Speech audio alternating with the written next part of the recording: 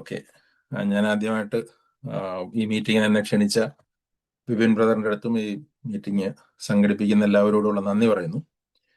അതോടൊപ്പം തന്നെ ഇങ്ങനെയൊരു ദൈവവചന പഠനം അറേഞ്ച് ചെയ്യാനായിട്ട് ദൈവം വിപിന്റെയും നടത്തുന്നവരുടെയും ഹൃദയത്തിൽ കൊടുത്തിരിക്കുന്ന ഭാരത്തിനായിട്ടും ഞാൻ നന്ദിയോടെ സ്തോത്രം ചെയ്യുന്നു.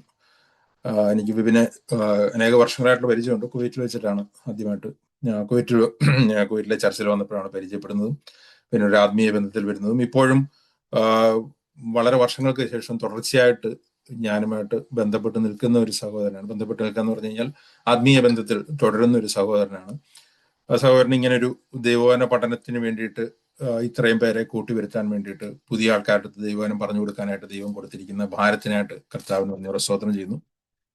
പലരും ഒരു ദൈവവചന പഠനം എന്നുള്ളത് വളരെ ലൈറ്റായിട്ട് കാണുന്ന കാര്യമാണ്. ഒരു എൻകറേജ്മെന്റോ ഇല്ലെങ്കിൽ ഒരു പ്രബോധനമോ ഉത്സാഹമോ ലഭിക്കുന്ന വചനങ്ങൾ കേൾക്കാൻ ആൾക്കാർക്ക് താല്പര്യമാണ്. എന്നാൽ ഒരു സിസ്റ്റമാറ്റിക് ആയിട്ടുള്ള ദൈവവചന പഠനം അനേക ആൾക്കാർ വില കൊടുക്കുന്നതല്ല, അങ്ങനെ അതിനായിട്ടൊരു എഫേർട്ട് എടുക്കാറില്ല. അത് കേൾക്കാനായിട്ടും ആൾക്കാർക്ക് താല്പര്യം താരതമ്യേന കുറവാണ്. അങ്ങനെയുള്ളൊരു അവസരത്തിൽ ഇത്രയും പേർക്ക് ഈ ദൈവവചനം പഠിക്കാനായിട്ട് തുടർച്ചയായിട്ട് പഠിക്കാനായിട്ട് ദൈവം തന്ന ഭാരത്തിനായിട്ട് കർത്താവിന് നന്ദി പറയുന്നു. അതുപോലെ തന്നെ ഇതിനു വേണ്ടിയിട്ട് എഫേർട്ട് എടുക്കുന്ന വ്യക്തികൾക്കായിട്ടും കർത്താവിന് നന്ദിയോടെ സ്തോത്രം ചെയ്യും. ദൈവം നിങ്ങളെ അധികമായിട്ട് ദൈവരാജ്യത്തിന് വേണ്ടിയിട്ട് പ്രയോജനപ്പെടാനായിട്ട് ഉപയോഗിക്കട്ടെ.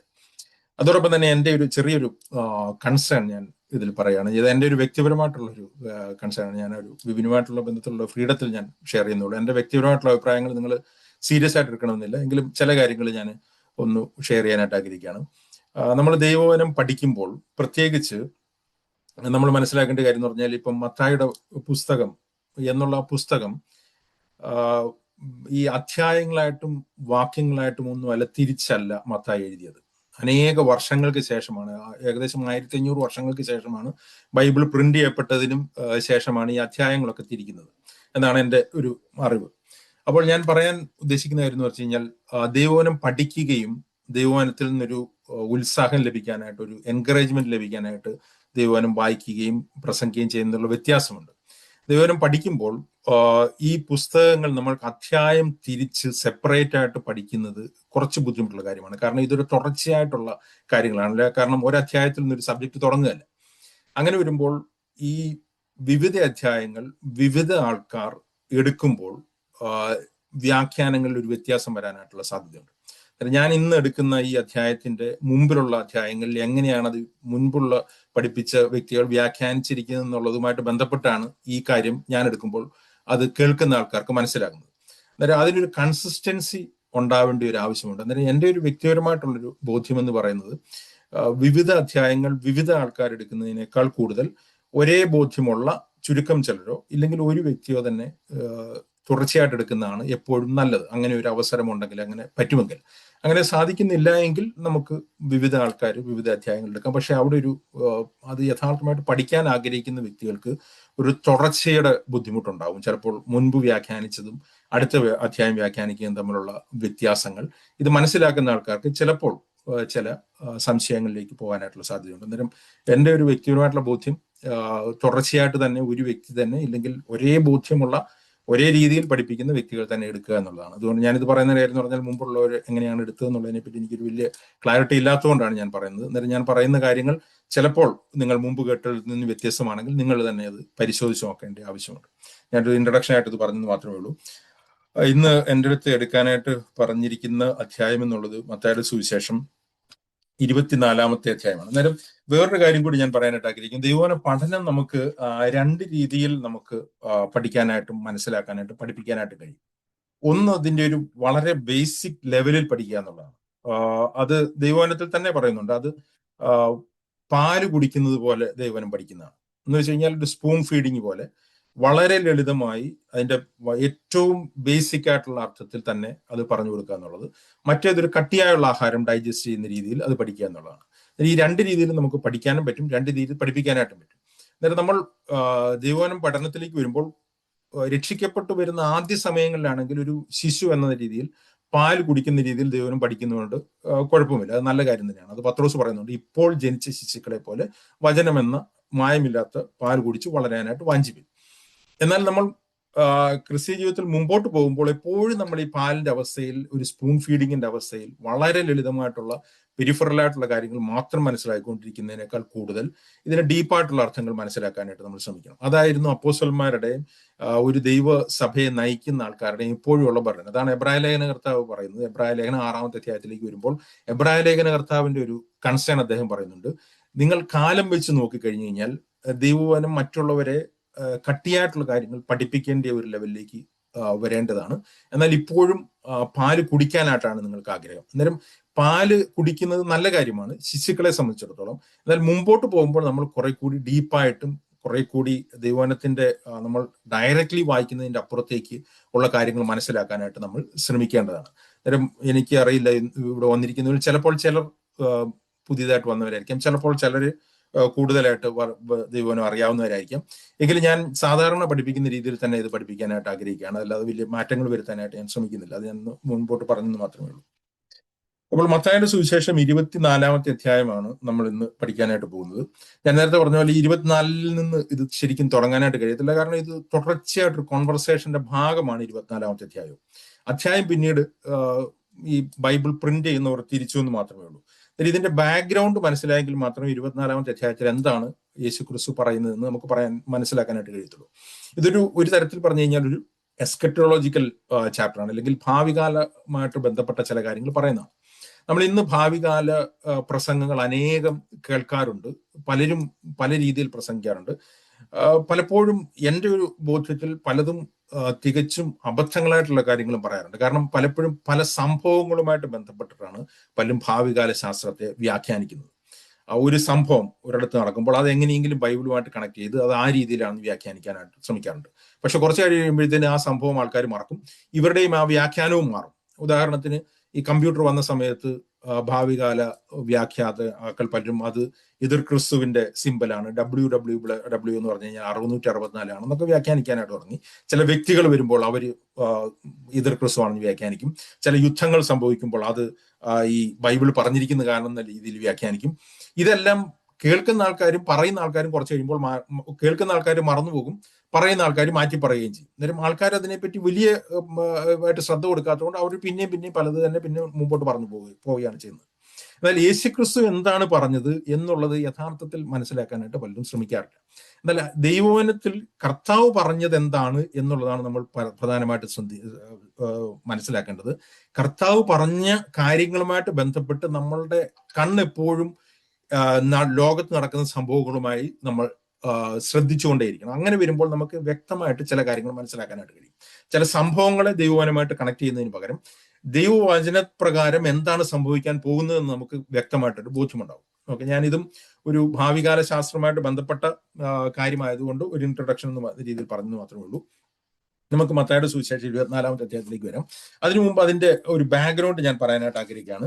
അത് ശരിക്കും നമ്മൾ പഠിക്കണമെങ്കിൽ മത്തായിയുടെ സുവിശേഷം 21 തൊട്ട് തന്നെ അറ്റ്ലീസ്റ്റ് ഈ ഒരു സീരീസ് ഓഫ് ഇൻസിഡന്റ് തുടങ്ങുകയാണ്. അന്നേരം 21 തൊട്ട് നമ്മൾ ചിന്തിച്ചെങ്കിൽ മാത്രമേ 24-ലേക്ക് നമുക്ക് അതിന്റെ പ്രോപ്പർ ബാക്ക്ഗ്രൗണ്ട് മനസ്സിലാക്കാനായിട്ട് കഴിയത്തുള്ളൂ.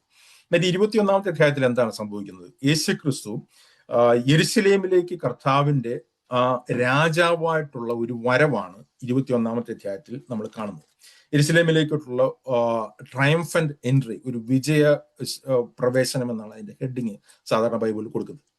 എന്നിട്ട് അത് സെഖര്യാ പ്രവാചകൻ പ്രവചിച്ച ആ പ്രവചനം നിവൃത്തിയായി യേശുക്രിസ്തു ഒരു രാജാവായി കുട്ടിയുടെ പുറത്ത് യെരുശലേമിലേക്കും ദേവാലയത്തിലേക്കും വരുന്ന ഒരു സംഭവമാണ് അവിടെ നമ്മൾ കാണുന്നത്. അവിടെ അതിന്റെ 4-ാമത്തെ അധ്യായം അതിൽ പറയാണ്, സിയോൻ പുത്രിയോട് ഇതാ നിന്റെ രാജാവ് സൗമ്യനായി കഴുതപ്പുറത്തും വാഹനം മൃഗത്തിന്റെ കുട്ടിയുടെ പുറത്തും കയറി എന്റെ അടുക്കൽ വരുന്നു എന്ന് പറയുവിൻ എന്ന് പ്രവാചകൻ മുഖാന്തരം അരുളിച്ചത് നിവൃത്തിയാക്കുവാൻ ഇത് സംഭവിച്ചു എന്ന് പറയണം. അന്നേരം ഒരു പ്രവചന നിവൃത്തി, കർത്താവിന്റെ മശിഹ വരുന്നതിന്റെ ആ പ്രവചനത്തിന്റെ ഒരു ഫുൾഫിൽമെന്റ് ആയിട്ട്, അല്ലെങ്കിൽ അതിന്റെ അവസാനത്തിലേക്ക് വരുന്ന ഒരു സംഭവമാണ് ഇവിടെ ഉള്ളത്. നമ്മളിത് വായിച്ചു കഴിഞ്ഞു കഴിഞ്ഞാൽ മനസ്സിലാകും, ഇത് യഹൂദന്മാർക്ക് യേശുക്രിസ്തുവിനെ രാജാവായി മശിഹായായി സ്വീകരിക്കാനായിട്ടുള്ള ഒരു അവസാന അവസരമായിരുന്നു. കർത്താവിന്റെ പഠിപ്പിക്കലുകളുടെയും കർത്താവിന്റെ യഹൂദ ജാതിയോടുള്ള ഇടപെടലിന്റെയും അവസാനത്തിലേക്ക് വരുന്ന ഒരു സംഭവമാണിത്. അപ്പോൾ അവിടെ നമ്മൾ ശ്രദ്ധിച്ചു കഴിഞ്ഞു കഴിഞ്ഞാൽ അവിടെ ചില വ്യക്തികൾ കർത്താവിനെ സ്വീകരിക്കുന്നുണ്ട് എന്ന് നമുക്ക് കാണാനായിട്ട് കഴിയും. അവിടെ പറയുന്നുണ്ട്, മുൻപും പിന്നും നടന്ന പുരുഷാരം, ദാവീദ് പുത്രൻ ഹോശന്ന, കർത്താവിന്റെ നാമത്തിൽ വരുന്നവൻ വാഴ്ത്തപ്പെട്ടവൻ, അത്യുന്നതങ്ങളിൽ ഹോശാന എന്ന് അർത്ഥം കിട്ടും. അന്നേരം കർത്താവിന്റെ നാമത്തിൽ, യഹോവയുടെ നാമത്തിൽ വരുന്നവനാണ് ഇവൻ എന്ന് തിരിച്ചറിഞ്ഞ ചില വ്യക്തികളുണ്ടായിരുന്നു. ഞാനിത് പറയാൻ കാര്യം എന്ന് പറഞ്ഞു കഴിഞ്ഞാൽ 24-ാമത്തെ അധ്യായത്തിന്റെ തൊട്ടു മുമ്പിലത്തെ വാക്യത്തിൽ യേശു ക്രിസ്തു പറഞ്ഞു നിർത്തുന്നത് ഇങ്ങനെയാണ്: കർത്താവിന്റെ നാമത്തിൽ വരുന്നവൻ അനുഗ്രഹിക്കപ്പെട്ടവൻ എന്ന് നിങ്ങൾ പറയുവോളം ഇനി നിങ്ങൾ എന്നെ കാണുകയില്ല എന്ന് പറയുന്നത്. അന്നേരം കർത്താവിന്റെ നാമത്തിൽ വരുന്നവനാണ് ഈ മശിഹ അല്ലെങ്കിൽ യേശു ക്രിസ്തു എന്ന് അംഗീകരിക്കുക എന്നുള്ളത് ഒരു ആവശ്യമായിരുന്നു. അങ്ങനെ കുറച്ച് വ്യക്തികൾ മാത്രമേ ഇതിനെ അംഗീകരിക്കുന്നുള്ളൂ. എന്നാൽ യേശു ക്രിസ്തു അവിടെ നമ്മൾ കാണുന്നത് അങ്ങനെ യെരുശലേമിലേക്ക് വരികയും തുടർന്ന് ദേവാലയത്തിലേക്ക് ചെല്ലുകയും ദേവാലയത്തിൽ ഒരു ശുദ്ധീകരണം നടത്തുകയും ചെയ്യുന്നത് നമ്മൾ കാണാനാണ്. അതിന്റെ 12-ാമത്തെ വാക്യത്തിൽ നമുക്കത് കാണാനായിട്ട് കഴിയും. മത്തായിയുടെ സുവിശേഷം 21:12 ഞാൻ പറയുന്നത്. അതിന്റെ റിലവൻസ് എന്താണ് യേശു ക്രിസ്തുവും ദേവാലയവും തമ്മിലുള്ള ബന്ധം എന്താണ്? ഇന്ന് ദേവാലയം എന്ന് ദൈവവചനം പഠിപ്പിക്കുന്നത് ഇതെല്ലാം ഇതുമായിട്ട് കണക്ട് ആയിട്ടുള്ള കാര്യമാണ്. അതൊന്ന് ചുരുക്കമായിട്ട് ഇതിന്റെ ഒരു ഹിസ്റ്ററി ഞാൻ പറഞ്ഞിട്ട് ഞാൻ മുമ്പോട്ട് പോകാനായിട്ട് ആഗ്രഹിക്കുകയാണ്. അന്നേരം ദൈവത്തിന്റെ എപ്പോഴുമുള്ള ഇടപെടലുകൾ യഹൂദ ജാതിയടുത്ത് മാത്രമായിരുന്നു. ദൈവം എപ്പോഴും ഇടപെട്ടുകൊണ്ടിരുന്നത്, ദൈവം ഒരു ജാതിയെ തെരഞ്ഞെടുത്തിട്ട് ആ ജാതിയിൽ കൂടി മറ്റുള്ളവരിലെ ബ്ലസ് ചെയ്യാനായിട്ടാണ് ദൈവം ആഗ്രഹിച്ചത്. അങ്ങനെയാണ് അബ്രഹാമിനെ ദൈവം തിരഞ്ഞെടുക്കുന്നത്. അബ്രഹാമിന്റെ അടുത്ത് പറയുന്നുണ്ട്, നിന്റെ സന്തതിയിൽ കൂടി ഞാൻ ഭൂമിയിലുള്ള സകല ജാതികളെയും ബ്ലസ് ചെയ്യും. അന്നേരം സകല ജാതികളിലേക്കും ദൈവം ഡയറക്റ്റ് ബ്ലെസ്സിങ് കൊടുക്കുകയല്ല, ഒരു ജാതിയെ തെരഞ്ഞെടുക്കുകയും ആ ജാതിയിൽ കൂടി ദൈവത്തിന്റെ ബ്ലെസ്സിങ് മറ്റുള്ളവരിലേക്ക് പോവുകയും ചെയ്യുക എന്നുള്ളതാണ് ദൈവിക പദ്ധതിയുടെ ആ ഒരു മാസ്റ്റർ പ്ലാൻ എന്ന് പറയുന്നത്. അന്നേരം അത് അപ്പോൾ എപ്പോഴും നമ്മൾ ദൈവവചനം പഠിച്ചു കഴിഞ്ഞു കഴിഞ്ഞാൽ ഇത് വളരെ വിശദമായിട്ട് പറയേണ്ടതാണ്, എങ്കിലും ഞാൻ ചുരുക്കി പറഞ്ഞു പോവുകയാണ്. ദൈവത്തിന്റെ ഇടപെടലുകൾ യഹൂദ ജാതിയടുത്തുള്ളത് എപ്പോഴും ദേവാലയവുമായിട്ട് ബന്ധപ്പെട്ടായിരുന്നു. നമ്മൾ ദൈവത്തിന്റെ ഈ ദേവാലയത്തെ പറ്റി പഠിച്ചു കഴിഞ്ഞു കഴിഞ്ഞാൽ അറ്റ്ലീസ്റ്റ് ഒരു 4 ദേവാലയങ്ങൾ നമുക്ക് യേശുക്രിസ്തുവിന്റെ കാലത്തെ ആ ദേവാലയത്തിന് മുമ്പ് കാണാനായിട്ട് കഴിയും. ആദ്യത്തെ ദേവാലയം എന്ന് നമുക്ക് പറയാനായിട്ട് കഴിയത്തില്ല, അത് സമാഗമന കൂടാരം എന്ന രീതിയിൽ മോശ പണിയുന്നതാണ്. ഇതിന്റെ എല്ലാം പ്ലാൻ ദൈവമാണ് കൊടുക്കുന്നത് നമുക്ക് മനസ്സിലാക്കാനായിട്ട് കഴിയും. ആദ്യത്തെ ദൈവത്തിന്റെ നിവാസം, തിരുനിവാസം എന്നുള്ളത് സമാഗമന കൂടാരത്തിലായിരുന്നു. അത് ഏകദേശം BC 1444 മോശ ഇത് പണിയെന്നാണ് പറയുന്നത്. ഞാൻ ഡേറ്റ് ഒക്കെ വെറുതെ പറയുന്നു പോകുന്നത്രയുള്ളൂ, ഒരു റെഫറൻസിന് വേണ്ടിയിട്ട്. അതിനുശേഷം യഥാർത്ഥത്തിൽ ഒരു ദേവാലയം പണിയുന്നത് ശലോമോനാണ്. ദൈവം ദാവീദിന് ആ ദേവാലയത്തിന്റെ മാതൃക കൊടുക്കുന്നു, ശലോമോനെ കൊണ്ട് അത് പണിയിക്കുന്നു. അത് BC 966 അത് ആ സമയങ്ങളിലാണ് അത് ബിൽഡ് ചെയ്യപ്പെടുന്നത്. ഇപ്പോൾ 966 മുതൽ 586 വരെയുള്ള സമയങ്ങളിൽ ആ ദേവാലയം യഥാർത്ഥത്തിൽ അത് നെബൂഖദ്നേസറിന്റെ കൂട്ടർ വന്ന് നശിപ്പിക്കുകയാണ്. നമ്മൾ ഈ ദേവാലയത്തിന്റെ പറ്റി പഠിച്ചു കഴിഞ്ഞാൽ എപ്പോഴും നമ്മൾ കാണുന്നത് ഈ ദേവാലയത്തിലെ അതിനെ നയിക്കുന്ന വ്യക്തികളുടെ ആത്മീയ അവസ്ഥ പരിതാപകരമായി തീരുക, അവർ പിന്മാറ്റത്തിലേക്ക് പോവുകയും ദൈവത്തിന്റെ മഹത്വം ആ ദേവാലയത്തിൽ നിന്ന് നഷ്ടപ്പെടുകയും ചെയ്യുമ്പോൾ ആ ദേവാലയം തുടർന്ന് നടക്കുന്നതെന്ന് പറഞ്ഞാൽ ആ ദേവാലയം നശിപ്പിക്കപ്പെടുകയാണ് ചെയ്യുന്നത്. ഇതെപ്പോഴും ഒരു തുടർച്ചയായിട്ട് നടക്കുന്ന ഒരു കാര്യമാണ്. അന്നേരം നമുക്കറിയാം ശലോമോന്റെ ദേവാലയത്തിൽ നിന്നും ദൈവത്തിന്റെ മഹത്വം നഷ്ടപ്പെടുന്നത് നമ്മൾ കാണുന്നു. അതിനുശേഷം നെബൂഖദ്നേസറിന്റെ നേതൃത്വത്തിൽ വന്ന് ആ ദേവാലയം നശിപ്പിക്കപ്പെടുന്നു. ആ ദേവാലയം സെരുബ്ബാബേലിന്റെയും യോശുവയുടെയും കാലത്ത് അത് വീണ്ടും റീബിൽഡ് ചെയ്യപ്പെടുന്നുണ്ട്. അത് മുമ്പോട്ട് പോകുമ്പോൾ ആ ദേവാലയം BC 516 ആ സമയമൊക്കെ ആകുമ്പോഴേക്കും അത് റീബിൽഡ് ചെയ്യുന്നു. ആ ദേവാലയവും പിന്നീട് അന്ത്യോക്കസ് എപ്പിഫാനിസ് എന്ന് പറയുന്ന ഒരു രാജാവ് ആ ദേവാലയത്തിന്റെ ശരിക്കും വിശുദ്ധ സ്ഥലത്ത് ഒരു പന്നിയെ അർപ്പിക്കുകയൊക്കെ ചെയ്യുന്നത് നമ്മുടെ ബൈബിളിലില്ല, അത് കാത്തലിക് ബൈബിളിൽ അപ്പോക്രിഫ പുസ്തകങ്ങളിൽ ആ വിഷയങ്ങൾ എഴുതിയിട്ടുണ്ട്. ഞാനത് പറഞ്ഞു പോകുന്നു മാത്രമേ ഉള്ളൂ. അങ്ങനെ നശിപ്പിക്കപ്പെട്ട ദേവാലയം ഹെരോദാവ് റീബിൽഡ് ചെയ്യുന്നു. ഹെരോദാവ് അതിനെ പുതുക്കി പണിയുന്നു. ഹെരോദാവിൽ പുതുക്കി പണിയുന്ന ആ ദേവാലയം വളരെ മനോഹരമായിട്ടുള്ള ദേവാലയമായിരുന്നു. യേശുക്രിസ്തുവിന്റെ കാലത്ത് നിലനിൽക്കുന്ന ദേവാലയം എന്ന് പറഞ്ഞിരിക്കുന്നത് ഈ ഹെരോദാവ് ബിൽഡ് ചെയ്ത ദേവാലയമാണ് അന്ന് നിലനിൽക്കുന്നത്. ഇത് യേശുക്രിസ്തുവിന്റെ മിനിസ്ട്രി നമ്മൾ തുടങ്ങുമ്പോൾ ആദ്യം കാണുന്നത് തന്നെ കർത്താവിന്റെ മിനിസ്ട്രി ആദ്യം മുതലേ തന്നെ ദേവാലയത്തിലായിരുന്നു. കർത്താവ് ചെറുപ്പത്തിലായിരുന്നു, അപ്പോൾ തന്നെ ദേവാലയത്തിൽ വെച്ചിട്ടാണ് ശാസ്ത്രിമാരത്തും പരീശന്മാരത്തും തർക്കിക്കുകയും ചോദ്യം ചോദിക്കുകയും ഒക്കെ ചെയ്യുന്നത്. അന്നേരം അവിടെ വെച്ച് യേശുക്രിസ്തുവിന്റെ മാതാപിതാക്കൾ അവനെ വിളിക്കുമ്പോൾ പറയുന്നുണ്ട്, എൻ്റെ പിതാവിന്റെ ബിസിനസ്സിൽ ഞാൻ പങ്കാളിയാവേണ്ട, അല്ലെങ്കിൽ അതല്ല ഞാൻ നോക്കി നടത്തേണ്ടത് എന്ന് പറയുന്നത് ദേവാലയത്തിൽ വെച്ചിട്ടാണ്. അന്നേരം യേശുക്രിസ്തുവിന്റെ ശുശ്രൂഷ എപ്പോഴും ദേവാലയത്തിൽ വെച്ചിട്ടായിരുന്നു. യേശുക്രിസ്തുവിന്റെ പരസ്യ ശുശ്രൂഷ തുടങ്ങുന്നതും യഥാർത്ഥത്തിൽ ദേവാലയ ശുദ്ധീകരണത്തോടാണ്. നമ്മളത് യോഹന്നാന്റെ സുവിശേഷം അതിന്റെ 3-ാമത്തെ അധ്യായത്തിലേക്ക് വരുമ്പോൾ അവിടെ നമുക്കത് കാണാനായിട്ട് കഴിയും. യോഹന്നാന്റെ സുവിശേഷം 2-ാമത്തെ അധ്യായത്തിൽ എന്റെ 14-ാമത്തെ വാക്യം നമ്മൾ വായിക്കുമ്പോൾ ഈ മത്തായിയുടെ സുവിശേഷം 21:12 കാണുന്ന അതേപോലത്തെ ഒരു സംഭവം അവിടെ കാണുന്നുണ്ട്. അത് യേശുക്രിസ്തുവിന്റെ ദേവാലയത്തിന്റെ ആദ്യത്തെ ശുശ്രൂഷയാണ്, അല്ലെങ്കിൽ ദേവാലയ ശുദ്ധീകരണം ആദ്യമായിട്ട് യേശുക്രിസ്തു നടത്തുന്നത് അവിടെയാണ്.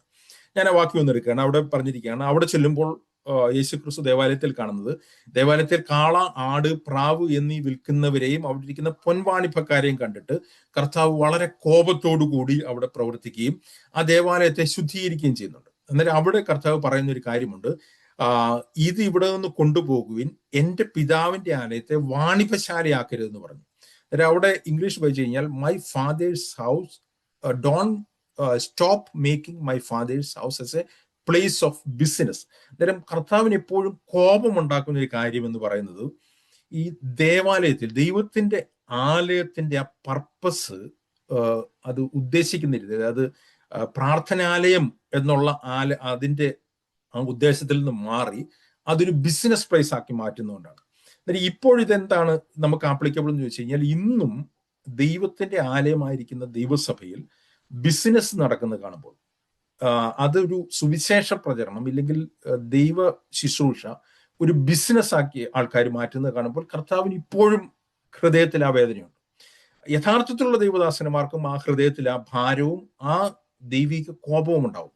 അതുണ്ടാകുന്നില്ലെങ്കിൽ ഒരിക്കലും അങ്ങനെയുള്ള ശുശ്രൂഷകർ ദൈവത്തിന്റെ യഥാർത്ഥ എരിവുള്ള വ്യക്തികളല്ല എന്നുള്ളതാണ് നമുക്ക് മനസ്സിലാവുന്നത്. കാരണം അടുത്ത വാക്യത്തിൽ പറഞ്ഞിരിക്കുന്നത്, നിന്റെ ആലയത്തെക്കുറിച്ചുള്ള എരിവ് എന്നെ തിന്നു കളയുന്നു എന്നാണ് പറഞ്ഞിരിക്കുന്നത്. അന്നേരം ദേവാലയത്തിലെ ബിസിനസ്സാണ് കർത്താവിനെ കോപിപ്പിച്ചത്. കർത്താവ് അതാണ് അവിടെ നിർത്താനായിട്ട് ശ്രമിക്കുന്നത്, ശക്തമായിട്ട് അവിടെ ഇടപെടുന്നത്. തുടർന്ന് നമ്മൾ വായിച്ചു കഴിഞ്ഞു കഴിഞ്ഞാൽ യേശുക്രിസ്തുവിന്റെ ശുശ്രൂഷ ദേവാലയമായിട്ട് ബന്ധപ്പെട്ടിട്ട് തന്നെയാണ്. കർത്താവ് ശുശ്രൂഷിക്കുന്ന ദേവാലയത്തിലാണ്, കർത്താവ് പഠിപ്പിക്കുന്ന ദേവാലയത്തിലാണ്, പലപ്പോഴും കർത്താവ് പലപ്പോഴും സൗഖ്യമാക്കുന്ന ദേവാലയത്തിലാണ്, പലപ്പോഴും അത് ശബത്തിലാണ്. കാരണം ശബത്തിലാണ് ദേവാലയത്തിൽ ആൾക്കാർ കൂടി വരുന്നത്. ഇങ്ങനെ കർത്താവിന്റെ ശുശ്രൂഷ തുറന്നുകൊണ്ടേ പോകുന്നു. അങ്ങനെ കർത്താവിന്റെ ശുശ്രൂഷ അവസാന ഘട്ടത്തിലേക്ക് എത്തുമ്പോഴേക്കും കർത്താവ് വീണ്ടും ആ ദേവാലയത്തിലേക്ക് കടക്കുകയാണ്. അതാണ് നമ്മൾ കാണുന്നത്. ഇതിന്റെ 12-ാമത്തെ വാക്യത്തിൽ യേശു ദേവാലയത്തിൽ ചെന്ന് വിൽക്കുന്നവരെയും വാങ്ങുന്നവരെയും കൊള്ളുന്നവരെയും എല്ലാം പുറത്താക്കി. അന്നേരം കർത്താവ് ഒരിക്കലും അതിനെ ക്ലീൻ ചെയ്തതാണ്, അതിനെ ശുദ്ധീകരിച്ചാണ്, ഈ ബിസിനസ്സിനെ എല്ലാം കർത്താവ് സ്റ്റോപ്പ് ചെയ്തതാണ്. എന്നാൽ ആ ദേവാലയത്തിന് നടത്തിപ്പുകാർ ഇല്ലെങ്കിൽ ശാസ്ത്രിമാരും പരീശന്മാരും അന്നത്തെ മത നേതാക്കന്മാർ ഇതിനെ വീണ്ടും ബിസിനസ് പ്ലേസ് ആക്കിയെന്ന് മാത്രമല്ല, അത് ഒരു ബാക്ക് ടു വേഴ്സ് എന്ന് പറഞ്ഞു കഴിഞ്ഞാൽ ഏറ്റവും മോശമായ അവസ്ഥയിലേക്ക് ഒരു കൊള്ളക്കാരുടെ ഗുഹയാക്കി അതിനെ മാറ്റി. അതാണ് അവിടെ പറഞ്ഞിരിക്കുന്നത്, പൊൻഭോണിയക്കാരുടെയും മേശകളെയും പ്രാവുകളുടെയും വിൽക്കുന്ന പീഠങ്ങളെ മറിച്ചു കളഞ്ഞിട്ട് അവരോട്, എന്റെ ആലയം പ്രാർത്ഥനാലയം എന്ന് എഴുതിയിരിക്കുന്നു, നിങ്ങളോ അതിനെ കള്ളന്മാരുടെ ഗുഹയാക്കി തീർത്തിരിക്കുന്നു എന്ന് പറഞ്ഞിരിക്കും. അന്നേരം ഇതിന്റെ ഒരു ദൈവത്തിന്റെ ദേവാലയത്തിന്റെ ഒരു അധപ്പതനത്തിന്റെ അങ്ങേ അറ്റം ചെല്ലുന്ന ഒരു അവസ്ഥയാണ്. ഇന്ന് നമ്മൾ യഥാർത്ഥത്തിൽ നമ്മളുടെ ആത്മീയ ദൃഷ്ടി നമ്മൾ തുറന്നിരിക്കുകയാണെങ്കിൽ ഇന്നത്തെ പല സഭകളുടെയും, ഞാൻ ഈ പറഞ്ഞിരിക്കുന്നത് പാരമ്പര്യ സഭകളുടേതല്ല, വേർപെട്ട പല സഭകൾ എന്ന് പറയുന്ന പല സംഘടനകളുടെയും ഇന്നത്തെ അവസ്ഥ നമ്മൾ ശ്രദ്ധിച്ചു കഴിഞ്ഞു കഴിഞ്ഞാൽ അത് ഒന്നാം തരം കള്ളന്മാരുടെ ഗുഹയായിരിക്കും നമുക്ക് പറയാനായിട്ട് കഴിയും. ഒരു കച്ചവടത്തിൽ തുടങ്ങി കൊള്ളയടിയിൽ ചെന്ന് നിൽക്കുന്ന അവസ്ഥയിലേക്ക് ഇന്നത്തെ പല സഭാ സമൂഹങ്ങളും എത്തിയിരിക്കുന്നു. ഇന്ന് യഥാർത്ഥ ദൈവത്തിന്റെ ഭാരമുള്ള വ്യക്തികൾക്ക് അത് തിരിച്ചറിയാനായിട്ട് കഴിയും. അവർ അതിനെപ്പറ്റി ഭാരമുണ്ടാവുകയും അവർക്ക് യഥാർത്ഥത്തിൽ യേശുക്രിസ്തുവിനെ പോലെ തന്നെ ഈ ഒരു എരിവുണ്ടാവുകയും ചെയ്യും. അവർ അങ്ങനെയുള്ളവർ അതിനെ ശക്തമായിട്ട് എതിർക്കുകയും ചെയ്യും. അങ്ങനെ ഇല്ലാത്ത വ്യക്തികൾക്ക്, ദൈവത്തിന്റെ ഭാരമുള്ള വ്യക്തികളല്ല, ദേവർ കോംപ്രമൈസേഴ്സ് നമുക്ക് പറയാനായിട്ട് കഴിയും. അന്നേരം കർത്താവിന്റെ ഹൃദയത്തിൽ ആ ഭാരം ഉണ്ടായിരുന്നു. കർത്താവിന് മനസ്സിലായി ഇത് ഒരിക്കൽ ക്ലീൻ ചെയ്തതാണ്, ഒരിക്കൽ ഇത് ബിസിനസ്സിൽ തുടങ്ങിയത് ഇന്ന് കൊള്ളയടിയിൽ വന്ന് അവസാനിച്ചിരിക്കുകയാണ്. അന്നേരം അത്രയ്ക്ക് കോപത്തോടുകൂടി കർത്താവ് വീണ്ടും ഇതിനെ ക്ലീൻ ചെയ്യുകയാണ്. എന്നിട്ട് ഇത് നമ്മൾ പഠിച്ചു കഴിഞ്ഞാൽ മനസ്സിലാവുന്നത്, കർത്താവിന്റെ ശുശ്രൂഷ ഈ ദേവാലയവുമായിട്ടുള്ള ബന്ധത്തെ അവസാനിക്കാനായിട്ട് പോകുന്നു. ഈ ദേവാലയം വിട്ട് യേശു ക്രിസ്തു മുമ്പോട്ട് പോകാനായിട്ട് പോവുകയാണ്. അന്നേരം ഈ ഒരു കോണ്ടെക്സ്റ്റിലാണ് നമ്മൾ തുടർന്നുള്ള കർത്താവിന്റെ ആ ശുശ്രൂഷ നമ്മൾ മനസ്സിലാക്കേണ്ടത്. അന്നേരം ഈ ബൈബിളിൽ ഇത് ഓരോ കാര്യങ്ങളും പറയുന്നതിന് ഒരു ബാക്ക്ഗ്രൗണ്ട് ഉണ്ട്. ആ ബാക്ക്ഗ്രൗണ്ടിൽ നിന്ന് മനസ്സിലാക്കിയെങ്കിൽ മാത്രമേ നമുക്ക് ഇതിന്റെ യഥാർത്ഥ അർത്ഥം മനസ്സിലാകത്തുള്ളൂ. അതിനെ തുടർന്നാണ് യേശു ക്രിസ്തു അത്തിയെ ശപിക്കുന്നത്. അതിനെ തുടർന്നാണ് യേശു ക്രിസ്തു ഈ 2 പുത്രന്മാരുടെ ഉപമ പറയുന്നത്. ദുഷ്ടനായിട്ടുള്ള മുന്തിരിത്തോട്ടക്കാരുടെ ഉപമ പറയുന്നത്. ഈ ഉപമകളെല്ലാം ഇതുമായിട്ട് കണക്റ്റഡ് ആണ്. യഹൂദ ജാതിയെടുത്തുള്ള ദൈവത്തിന്റെ ഡീലിങ്ങും ദേവാലയവുമായിട്ടുള്ള ദൈവത്തിന്റെ ഡീലിങ്ങും ദൈവം അവസാനിപ്പിക്കാൻ പോകുകയാണ് എന്നുള്ളതിന്റെ സൂചനകളാണ് കർത്താവ് എടുത്ത് അവസാന വാണിംഗിലായിട്ട് പറയുന്നത്. വീണ്ടും ദേവാലയത്തിൽ തന്നെയാണ്. അതിന്റെ 23-ാമത്തെ 21-ന്റെ 23-ൽ അവൻ ദേവാലയത്തിൽ ചെന്ന് ഉപദേശിക്കുമ്പോൾ മഹാപുരോഹിതന്മാരും ജനത്തിന്റെ മുമ്പിൽ അവന്റെ അടുത്ത് വന്നിട്ട് പല ചോദ്യങ്ങൾ ചോദിക്കുകയാണ്. ഈ ദുഷ്ടനായ മുന്തിരിത്തോട്ടക്കാരുടെ ഉപമയുടെ അവസാനം യേശു ക്രിസ്തു ഒരു കാര്യം പറയുന്നുണ്ട്. വീട് പണിഞ്ഞവർ തള്ളിക്കളഞ്ഞ കല്ല് മൂലക്കല്ലായി തീർന്നു, ഇത് കർത്താവിനാൽ സംഭവിച്ചു നിങ്ങൾ എഴുതിയിരിക്കുന്നു, നിങ്ങൾ വായിച്ചിട്ടില്ലയോ? അതുകൊണ്ട് ദൈവരാജ്യം നിങ്ങളുടെ പക്കൽ നിന്ന് എടുത്ത് അതിന്റെ ഫലം കൊടുക്കുന്ന ജാതിക്ക് കൊടുക്കും എന്ന് ഞാൻ സത്യമായി നിങ്ങളോട് പറയുന്നു എന്ന് പറയും. എന്നിട്ട് യേശു ക്രിസ്തു ഒരു കാര്യം എടുത്ത് പറയാണ്, ഈ നിങ്ങളെയാണ് ഈ വീട് പണിയാനായിട്ട് ദൈവം ഏൽപ്പിച്ചത്, യഹൂദ ജാതിയെയും യഹൂദ ജാതിയുടെ മതപൗരോഹിതന്മാരെയും. കാരണം ആ മതപൗരോഹിത്യം ദൈവം തന്നെ വെച്ചിരുന്ന ഒരു മതപൗരോഹിത്യമാണ്. നമുക്ക് അഹരോൻ തുടർന്നു വരുന്നതാണ്. നമുക്കത് എന്റെ വിശദീകരണത്തിലേക്ക് ഞാൻ പോകുന്നില്ല. എന്നാൽ അവർ വീട് പണിയേണ്ടവരായിട്ടിരുന്ന അവർ എന്ത് ചെയ്തു? അവർ യേശുക്രിസ്തു എന്ന മൂലക്കല്ലിനെ തള്ളിക്കളയുന്നു. അപ്പോൾ ദൈവം ആ മൂലക്കല്ലിനെ എടുത്ത് വേറൊരു ജാതിയെ ആ മൂലക്കല്ലിനോട് ചേർത്ത് പണിഞ്ഞ് ദൈവത്തിന്റെ ദേവാലയമായിട്ടുള്ള സ്പിരിച്വൽ ഹൗസ് ആയിട്ടുള്ള ദൈവസഭയുടെ നിർമ്മാണം അവിടെ തുടങ്ങുകയാണ്. അത് പത്രോസ് ആവർത്തിക്കുന്നുണ്ട് പത്രോസിന്റെ ലേഖനത്തിൽ. ഞാൻ അതിലേക്ക് പോകുന്നില്ല. അന്നേരം ഞാൻ ഇതിന്റെ ഒരു ബാക്ക്ഗ്രൗണ്ട് പറയാൻ വേണ്ടി പറയുന്നത് മാത്രമേ ഉള്ളൂ. അന്നേരം ഈ വീട് പണിഞ്ഞവർ തള്ളിക്കളഞ്ഞ ആ യേശുക്രിസ്തു എന്ന മൂലക്കല്ലിനോട് ചേർത്ത് കർത്താവിൽ വിശ്വസിച്ച യഹൂദന്മാരെയും കർത്താവിൽ വിശ്വസിച്ച ജാതികളെയും ചേർത്ത് യേശുക്രിസ്തു പുതിയ നിയമ ദൈവാലയം എന്നുള്ള കർത്താവിന്റെ ശരീരത്തെ ബിൽഡ് ചെയ്യുകയാണ്. അതാണ് കർത്താവ് ഇവിടെ പറഞ്ഞിരിക്കുന്നത്. എന്നിട്ട് വീണ്ടും കർത്താവ് 22-ാമത്തെ അധ്യായത്തിൽ ഒരു കല്യാണ വിരുന്നിന്റെ രൂപം പറയുകയാണ്. അത് വായിച്ചു കഴിഞ്ഞാൽ നമുക്ക് മനസ്സിലാവും അത് രക്ഷ യഹൂദന്മാരുടെ അടുത്തു നിന്ന് ജാതികളിലേക്ക് പോകുന്നതിനെ പറ്റിയുള്ള ആ ഒരു ഉപമയാണ് കർത്താവ് അവിടെ പറഞ്ഞിരിക്കുന്നത്. അത് കഴിഞ്ഞിട്ട് കർത്താവിന്റെ അടുത്തുള്ള ചില ചോദ്യങ്ങൾ ചോദിക്കുന്നു. കർത്താവ് അതിന് അവർക്കൊക്കെ ആൻസർ പറയുന്നു. അതിന് ശേഷം 23-ാമത്തെ അധ്യായത്തിലേക്ക് വരുമ്പോഴേക്കും യേശു ക്രിസ്തുവിന്റെ ശക്തമായിട്ടുള്ള ചില വാക്കുകളാണ് അവിടെ കാണുന്നത്. 23-ാമത്തെ അധ്യായം എന്ന് പറയുന്നതും ദേവാലയത്തിൽ നടക്കുന്ന കാര്യമാണ്, അല്ലാതെ കർത്താവിന്റെ പൊതുപ്രസംഗമൊന്നുമല്ല. കർത്താവ് ഒരിക്കലും പൊതുപ്രസംഗങ്ങളിൽ ഒരിക്കലും ഒരു വ്യക്തിയെയും ആക്ഷേപിക്കുന്ന രീതിയിലോ മോശമായിട്ടുള്ള വാക്കുകളോ ഒന്നും ഒരിക്കലും ഉപയോഗിച്ചില്ല. കാരണം ജാതികളുടെ അടുത്തും ഇല്ലെങ്കിൽ രക്ഷിക്കപ്പെടാത്തവരുടെ പാപികളുടെ അടുത്തും കർത്താവ് എപ്പോഴും കരുണയുള്ളവനായിരുന്നു. കർത്താവിനെ പറ്റിയുള്ള ഏറ്റവും വലിയ പരീശന്മാരുടെ കംപ്ലൈന്റ് എന്ന് പറയുന്നതും കർത്താവ് പാപികളുടെ സ്നേഹിതൻ എന്നുള്ളതായിരുന്നു. അന്നേരം പാപികളുടെ എപ്പോഴും കർത്താവ് കരുണയുള്ളവനാണെങ്കിൽ കർത്താവ് കഠിനമായിട്ടുള്ള വാക്കുകൾ ഉപയോഗിക്കുന്നത് മതപൗരോഹിത്യത്തിന്റെ അടുത്താണ്. അന്നേരം മതപൗരോഹിത്യം എന്നുള്ളത് കപടഭക്തിയുടെ ഒരു വൈറ്റ് വാഷ്ഡ് ടൂംബായി, വെള്ള തേച്ച ശവക്കല്ലറയായി അതിന്റെ ശക്തി നശിപ്പിച്ച് ഭക്തിയുടെ വേഷം മാത്രമുള്ള ഇന്നത്തെ വേർപെട്ടു എന്ന് പറയുന്ന പല മത സമൂഹങ്ങളുടെയും നേതാക്കന്മാരുടെ കൂട്ട് തന്നെ വെള്ള തേച്ച ശവക്കല്ലറകളായി അവർ തീർന്നപ്പോൾ കർത്താവ് ശക്തമായിട്ട് അവരുടെ സംസാരിക്കുകയാണ്. അന്നേരം ദേവാലയത്തിൽ വെച്ച് നടക്കുന്ന ഒരു എന്താണ് പറയുന്നത്, കർത്താവിന്റെ തർജ്ജനമാണ് നമ്മൾ 23-ാമത്തെ അധ്യായത്തിൽ കാണുന്നത്. 23-ാമത്തെ അധ്യായം ഞാൻ വിശദീകരിക്കുന്നില്ല, നിങ്ങളത് വീട്ടിൽ പോയിട്ടൊന്ന് വായിച്ചു നോക്കിയാൽ മതി. അവിടെ കർത്താവ് ഉപയോഗിക്കുന്ന വാക്കുകൾ വളരെ ശക്തമായിട്ടുള്ള വാക്കുകളാണ്. ഈ 23-ാമത്തെ അധ്യായത്തിൽ 7 പ്രാവശ്യം കർത്താവ് നിങ്ങൾക്ക് അയ്യോ കഷ്ടമെന്ന് പറയുന്നുണ്ട്. കർത്താവ് 7 പ്രാവശ്യം ഭാഗ്യവാന്മാരെന്നുള്ള പദം ഉപയോഗിക്കുന്നുണ്ട് മത്തായിയുടെ സുവിശേഷം 5-ാമത്തെ അധ്യായത്തിൽ. മത്തായിയുടെ സുവിശേഷം 5-ാമത്തെ അധ്യായത്തിൽ കർത്താവ് ഭാഗ്യവാന്മാരെന്ന് ചിലരെ പറ്റി പറയുന്നുണ്ടെങ്കിൽ 23-ാമത്തെ അധ്യായത്തിലേക്കും വരുമ്പോഴേക്കും ശപിക്കപ്പെട്ടവർ അല്ലെങ്കിൽ നിങ്ങൾക്ക് അയ്യോ കഷ്ടം എന്ന് പറഞ്ഞിരിക്കുന്ന ഒരു ഗ്രൂപ്പാണ് 23-ൽ. അന്നേരം മത്തായിയുടെ സുവിശേഷം 5-ാമത്തെ അധ്യായത്തിൽ ഭാഗ്യവാന്മാരുടെ കൂട്ടമാണെങ്കിൽ മത്തായിയുടെ സുവിശേഷം 23-ാമത്തെ അധ്യായത്തിൽ ശുശ്രൂഷ അവസാനത്തിലേക്ക് വരുമ്പോഴേക്കും ശപിക്കപ്പെട്ടവരുടെ അല്ലെങ്കിൽ കഷ്ടത്തിലായിരിക്കുന്നവരുടെ കൂട്ടമാണ് പറഞ്ഞിരിക്കുന്നത്. അന്നേരം അതൊരിക്കലും പാപികളോ ഇല്ലെങ്കിൽ രക്ഷിക്കപ്പെടാത്ത വ്യക്തികളോ ഒന്നുമല്ല, മതപൗരോഹിത്യമാണ്. ഞാൻ എൻ്റെ വിശദീകരണത്തിലേക്ക് പോകുന്നില്ല. ഈ 7 പ്രാവശ്യമുള്ള കഷ്ടവും നിങ്ങൾ 7 ഭാഗ്യാവസ്ഥയുമായിട്ട് കമ്പയർ ചെയ്ത് കഴിഞ്ഞാൽ എക്സാക്ട്ലി ഓപ്പോസിറ്റ് ആണ്. എന്തായിരുന്നു അവരുടെ പ്രശ്നം?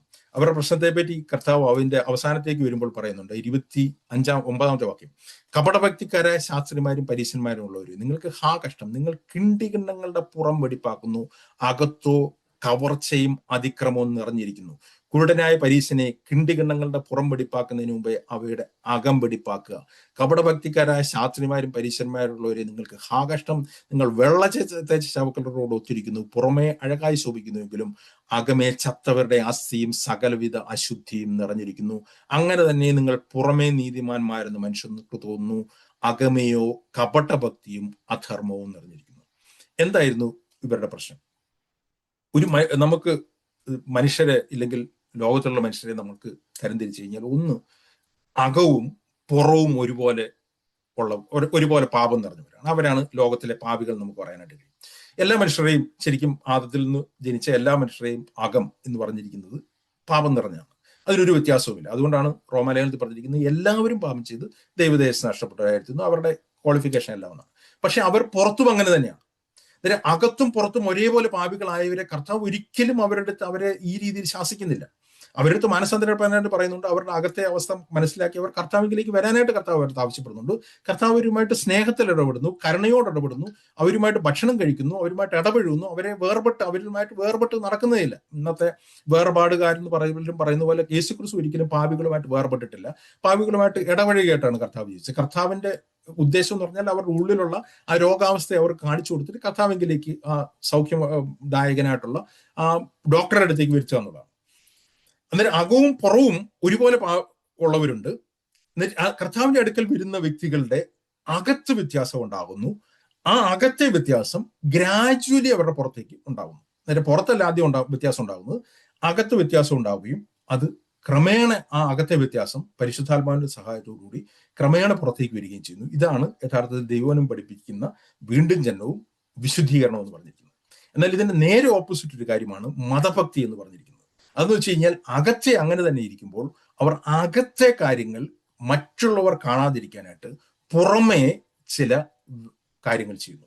അത് വേഷവിധാനങ്ങളായിരിക്കാം, ഇല്ലെങ്കിൽ ശാസ്ത്രിമാരുടെ കാര്യമാരുടെ കാര്യം വരുമ്പോൾ അവിടെ തന്നെ പറയുന്നുണ്ട്, അവരുടെ വസ്ത്രധാരണമായിരിക്കാം, അവരുടെ പ്രവൃത്തികളായിരിക്കാം, അവരുടെ ഭാഷയായിരിക്കാം. ഇങ്ങനെ ചില റിലീജിയസ് രീതികൾ ഇവർ പഠിക്കുകയും അതുവഴി ഇവർ അകത്തെ കവർ ചെയ്തുകൊണ്ട് പുറമെ വിശുദ്ധരായിട്ട് അഭിനയിക്കുകയും ചെയ്യുന്നു. കർത്താവ് ഏറ്റവും വെറുക്കുന്നത് ഇങ്ങനെയുള്ള കൂട്ടരെയാണ്. കർത്താവ് ഏറ്റവും ശക്തമായിട്ട് ഇടപെടുന്നത് ഇങ്ങനെയുള്ള ഒരു കൂട്ടരിതാണ്. ഞാൻ പറയട്ടെ, പക്ഷെ ഇന്നത്തെ മതനേതൃത്വം മിക്കതും വേർപെട്ടു എന്ന് പറയുന്ന പല മതനേതൃത്വവും ഇങ്ങനെ തന്നെയായിരിക്കുന്നു. അതുകൊണ്ടാണ് ആ മതനേതൃത്വത്തിന്റെ കീഴിലുള്ളത് കൊണ്ടാണ് ആ ദേവാലയം കള്ളന്മാരുടെ ഗുഹയായി തീർന്നത്. അതായത് ആ ഒരു അവസാനത്തെ കർത്താവിന്റെ ഡീലിംഗ് ആണ് 23-ാമത്തെ അധ്യായത്തിലേക്ക് കാണുന്നത്. ശക്തമായിട്ട് ഇവരുടെ ഈ ഭാഷയിൽ ഇവരെ വിമർശിച്ചതിന് ശേഷം കർത്താവിന്റെ ഹൃദയത്തിലെ കൺസേൺ പറയാണ്, എനിക്ക് നിങ്ങളുടെ അകം ശുദ്ധമാക്കാനായിട്ട് ആഗ്രഹം ഉണ്ടായിരുന്നു. ഒരു കോഴി തന്റെ കുഞ്ഞിനെ ചിറകിൻ കീഴിൽ ചേർക്കുന്ന പോലെ നിങ്ങളെ ചേർക്കാനായിട്ട് എനിക്ക് മനസ്സായിരുന്നു. എന്നാൽ യു ആർ അൺവില്ലിങ്. നിങ്ങൾക്ക് എൻ്റെ അടുക്കൽ വന്നിട്ട് ഈ ഹൃദയത്തിൽ ഒരു വ്യത്യാസം ഉണ്ടാകാനായിട്ട് നിങ്ങൾ ആഗ്രഹിക്കുന്നു. പകരം നിങ്ങൾ അതിന്റെ പുറമെ വെള്ള തേച്ച് മനുഷ്യരുടെ മുമ്പിൽ ഭക്തിയുടെ വേഷം ധരിച്ചുകൊണ്ട് മനുഷ്യരുടെ മുമ്പിൽ ജീവിക്കാനായിട്ട് ശ്രമിക്കുന്നുണ്ട്. നിങ്ങളെ ഞാൻ വിട്ടുപോവുകയാണ് എന്ന് പറഞ്ഞിട്ട് ആ ദേവാലയത്തെ വിട്ട് കർത്താവ് പോവുകയാണ്. അതാണ് നമ്മൾ അവസാനത്തെ അധ്യായത്തിലേക്ക് വരുമ്പോൾ പറഞ്ഞിരിക്കുന്നത്. 37-ാമത്തെ വാക്യം, യെരൂശലേമേ യെരൂശലേമേ, പ്രവാചകന്മാരെ കൊല്ലുകയും നിന്റെ അടുക്കൽ അയച്ചിരിക്കുന്നവരെ കല്ലെറിയുകയും ചെയ്യുന്നവളെ, കോഴി തന്റെ കുഞ്ഞുങ്ങളെ ചിറകിൻ കീഴിൽ ചേർക്കും പോലെ നിന്റെ മക്കളെ ചേർത്തുകൊള്ളുവാൻ എനിക്ക് എത്ര വട്ടം മനസ്സായിരുന്നു, നിങ്ങൾക്കോ മനസ്സായില്ല. എന്നിട്ട് പറയാണ്, നിങ്ങളുടെ ഭവനം ശൂന്യമായി തീരും. നിങ്ങൾ യേശുക്രിസ്തുവിന്റെ വാക്കുകൾ ശ്രദ്ധിച്ചു കഴിഞ്ഞാൽ മനസ്സിലാവും. യേശുക്രിസ്തു ആദ്യത്തെ ദേവാലയ ശുദ്ധീകരണത്തിൽ പറഞ്ഞിരിക്കുന്നത്, എന്റെ പിതാവിന്റെ ആലയത്തെ നിങ്ങൾ വാണിപ്പശാലയാക്കരുത്. കർത്താവ് എപ്പോഴും കർത്താവിന്റെ ആലയം എന്നാണ്, കർത്താവിന്റെ പിതാവിന്റെ ആലയം എന്നാണ് പറഞ്ഞിരിക്കുന്നത്. മത്തായിയുടെ സുവിശേഷം 21-ാമത്തെ അധ്യായത്തിലേക്ക് വരുമ്പോൾ കർത്താവ് പറഞ്ഞിരിക്കുന്നത്, എന്റെ ആലയം പ്രാർത്ഥനാലയം എന്ന് വിളിക്കപ്പെടുമെന്നാണ് പറഞ്ഞിരിക്കുന്നത്. അവിടെയും കർത്താവ് എന്റെ ആലയം എന്നാണ് പറഞ്ഞിരിക്കുന്നത്. അപ്പോൾ കർത്താവിന്റെ ആലയമാണ് എന്നുള്ള ബോധ്യത്തിലാണ് കർത്താവ് ശുദ്ധീകരണമെല്ലാം നടത്തുന്നത്. എന്നാൽ ഈ ശുദ്ധീകരണത്തോട് ആ ദേവാലയത്തിന്റെ അകം ശുദ്ധീകരിക്കാൻ കർത്താവ് ശ്രമിച്ചതുപോലെ മനുഷ്യന്റെ അകം ശുദ്ധീകരിക്കാനായിട്ട് കർത്താവ് ശ്രമിക്കുമ്പോൾ അതിനെ തള്ളിക്കളഞ്ഞുകൊണ്ട് പുറമേയുള്ള ഭക്തിയുടെ വേഷം ധരിച്ചുകൊണ്ട് കപടഭക്തിയും ലീഗലിസവും പരീശത്വവും മുമ്പോട്ട് കൊണ്ടുപോകുന്ന ആൾക്കാരുടെ അടുത്ത് കർത്താവ് ദേവാലയത്തെ വിട്ടുപോകുമ്പോൾ പറയുന്ന പദമെന്ന് പറഞ്ഞിരിക്കുന്നത്, നിങ്ങളുടെ ഭവനം ശൂന്യമായി തീരുമെന്നാണ്. കാരണം കർത്താവ് ആ ദേവാലയവുമായിട്ടുള്ള ഡീലിംഗ് അവസാനിപ്പിക്കുകയും അത് അവരുടെ ഭവനമാണെന്ന് പറയുകയും അത് ശൂന്യമായി തീരുകയെന്ന് പറയുകയാണ്. നമ്മളുടെ കാര്യം മനസ്സിലാക്കേണ്ടത്, ഒരു മതനേതൃത്വം അത് ഏത് സഭയുടെ ആണെങ്കിലും അത് പരിപൂർണമായിട്ടും ഈ രീതിയിലേക്ക് മാറിക്കഴിഞ്ഞു കഴിഞ്ഞാൽ ദൈവത്തിന്റെ മഹത്വം ആ മത സമൂഹത്തെ വിട്ടുപോവുകയാണ്. അത് ഏത് മതസമൂഹമാണെങ്കിലും ഏത് വേർപെട്ട സമൂഹമാണെങ്കിലും ആ പരീശത്വത്തിലേക്ക് അവർ പോവുകയും അവർ യഥാർത്ഥ മാനസാന്തരത്തിലേക്ക് പോവുകയും അവരുടെ ഉള്ളു ശുദ്ധീകരിക്കാനായിട്ട് ശ്രമിക്കാതിരിക്കുകയും ചെയ്യുമ്പോൾ ദൈവം അവരെ വിട്ടുപോവുകയും പിന്നീട് ദൈവത്തിന്റെ ആലയമല്ല, അത് അവരുടെ ആലയമായി മാറുകയാണ്. എന്നിട്ട് പറയാണ്, കർത്താവിന്റെ നാമത്തിൽ വരുന്നവൻ അനുഗ്രഹിക്കപ്പെട്ടവനും നിങ്ങൾ പറയുവോളം ഇനി നിങ്ങൾ എന്നെ കാണുകയില്ല എന്ന് ഞാൻ സത്യമായിട്ട് പറയുന്നവരാണ്. ഒരു യഹൂദ ജാതിയെടുത്തും യഹൂദ ദേവാലയത്തെടുത്തുമുള്ള കർത്താവിന്റെ ഡീലിംഗ് അവിടെ താൽക്കാലികമായിട്ട്, ഇല്ലെങ്കിൽ താൽക്കാലികമായുള്ള അർത്ഥത്തില്ല, ദേവാലയമായിട്ടുള്ള ആ ഡീലിംഗ് അവസാനിക്കുകയാണ്. എന്നാൽ യഹൂദ ജാതിക്ക് തിരിച്ചു വരാൻ വേണ്ടിയിട്ടൊരു അവസരം വെച്ചിട്ടുണ്ട്. ഞാൻ അതിന്റെ വിശദീകരണത്തിലേക്ക് ഞാൻ പോകുന്നില്ല, അത് കുറച്ചുകൂടി ഡീറ്റെയിൽ ആയിട്ട് പറയേണ്ടതായതുകൊണ്ട്. അതുകൊണ്ടാണ് കർത്താവ് പറഞ്ഞിരിക്കുന്നത്, കർത്താവിന്റെ നാമത്തിൽ വരുന്നവൻ അനുഗ്രഹിക്കപ്പെട്ടവൻ. നിങ്ങൾ ചിലർ പറഞ്ഞിരുന്നു, അവരെ കൊണ്ടാണ് കർത്താവ് ദൈവത്തിന്റെ സഭ പണിയുന്നത്. ഈ ജാതി എന്ന നിലയിൽ അവർ കർത്താവിനെ വീണ്ടും അക്സെപ്റ്റ് ചെയ്യുന്നവരെ കർത്താവ് അവരുടെ അടുത്ത് ഡീലിംഗ് നിർത്തുകയാണ് എന്ന് പറഞ്ഞിട്ടാണ് കർത്താവ് ജാതികളിലേക്ക് തിരിയുന്നത്. അതാണ് മുമ്പോട്ട് പോകുമ്പോൾ പറയുന്നത്. എന്നിട്ട് ഈ ഒരു കോണ്ടെക്സ്റ്റിലാണ് 24-ാമത്തെ അധ്യായം തുടങ്ങുന്നതായിട്ട് നമ്മൾ കാണുന്നത്. ഞാൻ കുറച്ച് ഫാസ്റ്റായിട്ട് പോവുകയാണ്, എനിക്ക് തോന്നുന്നു സമയം അതിനുള്ളിൽ നിർത്തേണ്ടതുണ്ട്. അന്നേരം യേശു ദേവാലയം, 24-ാമത്തെ വാക്യം തുടങ്ങുന്ന ഇങ്ങനെയാണ്: യേശു ദേവാലയം വിട്ടുപോകുമ്പോൾ. അന്നേരം അവിടെ യേശു കർത്താവ് പറയാണ്, ഇത് നിങ്ങളുടെ ആലയമാണ്, എന്റേതല്ല, ഞാൻ ഈ ദേവാലയത്തെ വിട്ടുപോകാൻ. അന്നേരം കർത്താവ് ഈ ദേവാലയത്തെ വിട്ടുപോകുമ്പോഴും ശിഷ്യന്മാർ വന്നിട്ട് ഇവരുടെ അടുത്ത് നമ്മൾ ഈ അതേ കാര്യം തന്നെ ലൂക്കോസിന്റെ സുവിശേഷം മർക്കോസിന്റെ സുവിശേഷം കൂടെ ചേർത്ത് പഠിക്കുമ്പോൾ നമുക്കൊരു മനസ്സിലാവുന്ന ഒരു കാര്യം എന്ന് പറഞ്ഞു കഴിഞ്ഞാൽ, ശിഷ്യന്മാർക്ക് അപ്പോഴും ഈ ദേവാലയത്തെ പറ്റി ഭയങ്കര അഭിപ്രായമാണ്. എന്നിട്ട് ശിഷ്യന്മാർ പറയുകയാണ്, ഈ മനോഹരമായ കല്ലുകൾ കണ്ടില്ല, ഇതെന്തൊരു പണിയാണ്. ഇത് മർക്കോസിന്റെ ലേഖനത്തിൽ നമ്മൾ വായിച്ചു കഴിഞ്ഞാൽ അങ്ങനെയാണ് ശിഷ്യന്മാർ സംസാരിക്കുന്നത്. എന്നിട്ട് അങ്ങനെ ചോദിക്കുമ്പോൾ കർത്താവ് ഇവരടുത്ത് പറയാണ്, ഈ ദൈവത്തിന്റെ മഹത്വം ആയിട്ടുള്ള ക്രിസ്തു ആ ദേവാലയം വിട്ടുപോയത് കൊണ്ട് ഇതിന്റെ നാച്ചുറൽ കോൺസിക്വൻസ്, സ്വാഭാവിക പരിണാമം എന്ന് പറഞ്ഞിരിക്കുന്ന എല്ലാ സമയത്തും നടന്നതുപോലെ തന്നെ ഈ ദേവാലയം കല്ലിന്മേൽ കല്ല് ശേഷിക്കാതെ ഇടിഞ്ഞു പോകുമെന്ന് പറയാണ്. എന്നിട്ട് ഇത് വലിയൊരു അത്ഭുതമാണ് ഇവർക്ക്. കാരണം എന്ന് പറഞ്ഞു കഴിഞ്ഞാൽ ഈ ഹെരോദാവിന്റെ ദേവാലയം എന്ന് പറയുന്നത് വളരെ മനോഹരമായിട്ടുള്ള ദേവാലയമാണ്. ഇതിന്റെ കല്ലിനെ പറ്റിയൊക്കെ ഉള്ളത് ഞാൻ നിങ്ങൾ അതിന്റെ വളരെ ഗൂഗിളിലൊക്കെ പോയി നോക്കിക്കഴിഞ്ഞാൽ തന്നെ മനസ്സിലാവും. വളരെ വലിയ കല്ലുകളും മനോഹരമായിട്ട് കല്ലുകൾ, 45 ഫീറ്റ് വലുപ്പവും 11 ഫീറ്റ് വീതിയുമുള്ള കല്ലുകളാണെന്നാണ് ഇതിനെപ്പറ്റി മനോഹരമായിട്ട് കുഴിച്ച് വളരെ ശക്തമായിട്ട് പണിഞ്ഞിരിക്കുന്ന ഒരു ദേവാലയമാണ്. ഈ ദേവാലയം കല്ലിന്മേൽ കല്ല് ശേഷിക്കാതെ ഇടിഞ്ഞു പോകുമെന്ന് കർത്താവ് ഇവരുടെ പറയാണ്. എന്നിട്ട് ഇവരുടെ ഒരു ചിന്ത എന്ന് പറയുന്നത്, അങ്ങനെ ഒരു കാര്യം സംഭവിക്കണമെങ്കിൽ അത് എപ്പോഴേ സംഭവിക്കത്തുള്ളൂ, അത് ലോകാവസാനത്തിലേ സംഭവിക്കത്തുള്ളൂ, ലോകാവസാനം വരുമ്പോൾ മാത്രമേ ഇങ്ങനൊരു കാര്യം സംഭവിക്കത്തുള്ളൂ എന്നുള്ളൊരു ചിന്തയിൽ ഇവര് യേശുക്രിസ്തുവിനോട് ചോദിക്കുകയാണ്. 3 ചോദ്യങ്ങൾ ചോദിക്കുകയാണ്. അത് എപ്പോൾ സംഭവിക്കും എന്ന് വെച്ച് കഴിഞ്ഞാൽ, ഈ ദേവാലയത്തിന്റെ നാശം എപ്പോൾ സംഭവിക്കും, നിന്റെ വരവിനും ലോകാവസാനത്തിനും അടയാളം എന്ത് എന്ന് പറഞ്ഞു തരണമെന്നും അവനോട് അപേക്ഷിച്ചു. അന്നേരം 3 ചോദ്യങ്ങൾ. ഒന്ന്, കർത്താവ് പറഞ്ഞ ഈ കല്ലിന്മേൽ കല്ല് ശേഷിക്കാതെ ഈ ദേവാലയം ഇടിഞ്ഞു പോകുന്നത് എപ്പോഴാണ് സംഭവിക്കുന്നത്. അതേപോലെ രണ്ടാമത്തെ ചോദ്യം എന്ന് പറഞ്ഞിരിക്കുന്നത്, നിന്റെ വരവിനും ഇവരുടെ ചിന്ത എന്ന് പറഞ്ഞാൽ ഇത് 3 ഒരുമിച്ചിട്ടാണ് സംഭവിക്കുന്നത്. കാരണം കർത്താവിന്റെ വരവെങ്കിൽ ലോകാവസാനത്തെങ്കിൽ ഇങ്ങനൊരു സംഭവം നടക്കുമെന്നാണ് ഇവർ ചിന്തിക്കുന്നത്. എന്നാൽ ഇത് ഇവരുടെ ഈ ചോദ്യത്തിന് ഈ ഓർഡറിൽ കർത്താവ് ആൻസർ പറയുന്നില്ല. കർത്താവ് പറഞ്ഞു തുടങ്ങുന്നത് ലോകാവസാനത്തിൽ എങ്ങനെയാണ് സംഭവിക്കുക എന്നുള്ളതാണ് കർത്താവ് പറഞ്ഞു തുടങ്ങുന്നത്. ഈ ദേവാലയം കല്ലിന്മേൽ കല്ലിൽ ശേഷിക്കാതെ എപ്പോഴാണ് ഇടിഞ്ഞു പോകുന്നത് എന്ന് മത്തായിയുടെ സുവിശേഷം 24-ാമത്തെ അധ്യായത്തിൽ കർത്താവ് ശരിക്കും അതിനെ ടച്ച് ചെയ്യുന്നില്ല. എന്നാൽ ഇതേ അധ്യായം തന്നെ ലൂക്കോസ് വിവരിക്കുമ്പോൾ ഈ കാര്യം കൂടി അവിടെ ലൂക്കോസ് വിശദീകരിക്കുന്നുണ്ട് ചെറിയ രീതിയിൽ. കാരണം അതിന്റെ കാരണം എന്ന് പറഞ്ഞു കഴിഞ്ഞാൽ, മത്തായിയുടെ സുവിശേഷം ജാതികൾക്കും ലൂക്കോസിന്റെ സുവിശേഷം യഹൂദന്മാർക്കുള്ളതാണ്. എന്നിട്ട് യഹൂദന്മാരുടെ അടുത്ത് പറയുമ്പോൾ, അല്ലെങ്കിൽ അവർക്ക് വേണ്ടിയിട്ട് എഴുതുമ്പോൾ ആ വിശദീകരണം അവിടെ ആഡ് ചെയ്യുന്നുണ്ട്, ഇവിടെ അത് ആഡ് ചെയ്യുന്നില്ല. ഓക്കെ, ഞാൻ മുമ്പോട്ട് പോട്ടെ. എന്നിട്ട് ഇവർ ചോദിക്കുകയാണ്, ഇത് എപ്പോഴാണ് സംഭവിക്കുന്നത്. എന്നിട്ട് ഇത് എപ്പോഴാണ് സംഭവിച്ചത് നമ്മൾ ചിന്തിച്ചു കഴിഞ്ഞാൽ, യേശു ക്രിസ്തുവിന്റെ മരണത്തിന് ശേഷം 40 വർഷത്തിന് ശേഷം AD 70 ടൈറ്റസ് എന്നുള്ള രാജാവ്, അദ്ദേഹത്തിന്റെ മകനായിട്ടുള്ള വെസ്പാസിയനും കൂടി യഹൂദന്മാരുടെ ഒരു കലഹം റോമൻകാർക്കെതിരെ ഉണ്ടാവുകയും, യഹൂദന്മാർ ഈ ദേവാലയത്തിൽ കയറി സുരക്ഷിതത്തിന് വേണ്ടിയിട്ട് ഒളിച്ചിരിക്കുകയും, അന്നേരം ഈ ദേവാലയത്തിൽ റോമാക്കാർ കയറത്തില്ലെന്നുള്ള ചിന്തയിലാണ് ഇവരകത്ത് കയറിയിരുന്നത്. എന്നാൽ റോമ പട്ടാളം വരികയും ഈ ദേവാലയത്തെ തീയിട്ട് നശിപ്പിക്കുകയും ഈ കല്ലിന്മേൽ കല്ല് ശേഷിക്കാതെ ഇതിനെ നശിപ്പിക്കുകയും ചെയ്തു. ചരിത്രം പറയുന്നത്, ജോസഫീസ് എന്ന് പറയുന്നിരിക്കുന്ന യഹൂദ ചരിത്രകാരൻ പറഞ്ഞിരിക്കുന്നത്, ഈ ദേവാലയം തീയിട്ട് നശിപ്പിച്ചപ്പോൾ ദേവാലയത്തിലെ ഈ സ്വർണം മുഴുവൻ ഉരുകി കല്ലിന്റെ ഇടയിലേക്ക് കയറി, അതുകൊണ്ട് ആ സ്വർണം എടുക്കാൻ വേണ്ടിയിട്ട് ഇവർ ഈ കല്ല് മുഴുവൻ ഇളക്കി മാറ്റി ആ ദേവാലയത്തെ കംപ്ലീറ്റ് ആയിട്ട് നശിപ്പിച്ചു. ആ ദേവാലയം അതോടുകൂടി നശിപ്പിക്കപ്പെട്ടു. ദൈവത്തിന്റെ മഹത്വം ആ ദേവാലയത്തെ വിട്ടുപോയി, ദേവാലയം നശിപ്പിക്കപ്പെട്ടു. അതിനുശേഷം ഇന്ന് വരെയും യഹൂദന്മാർക്ക് ദേവാലയമില്ല, അവർക്ക് സിനഗോഗുകൾ മാത്രമേ ഉള്ളൂ.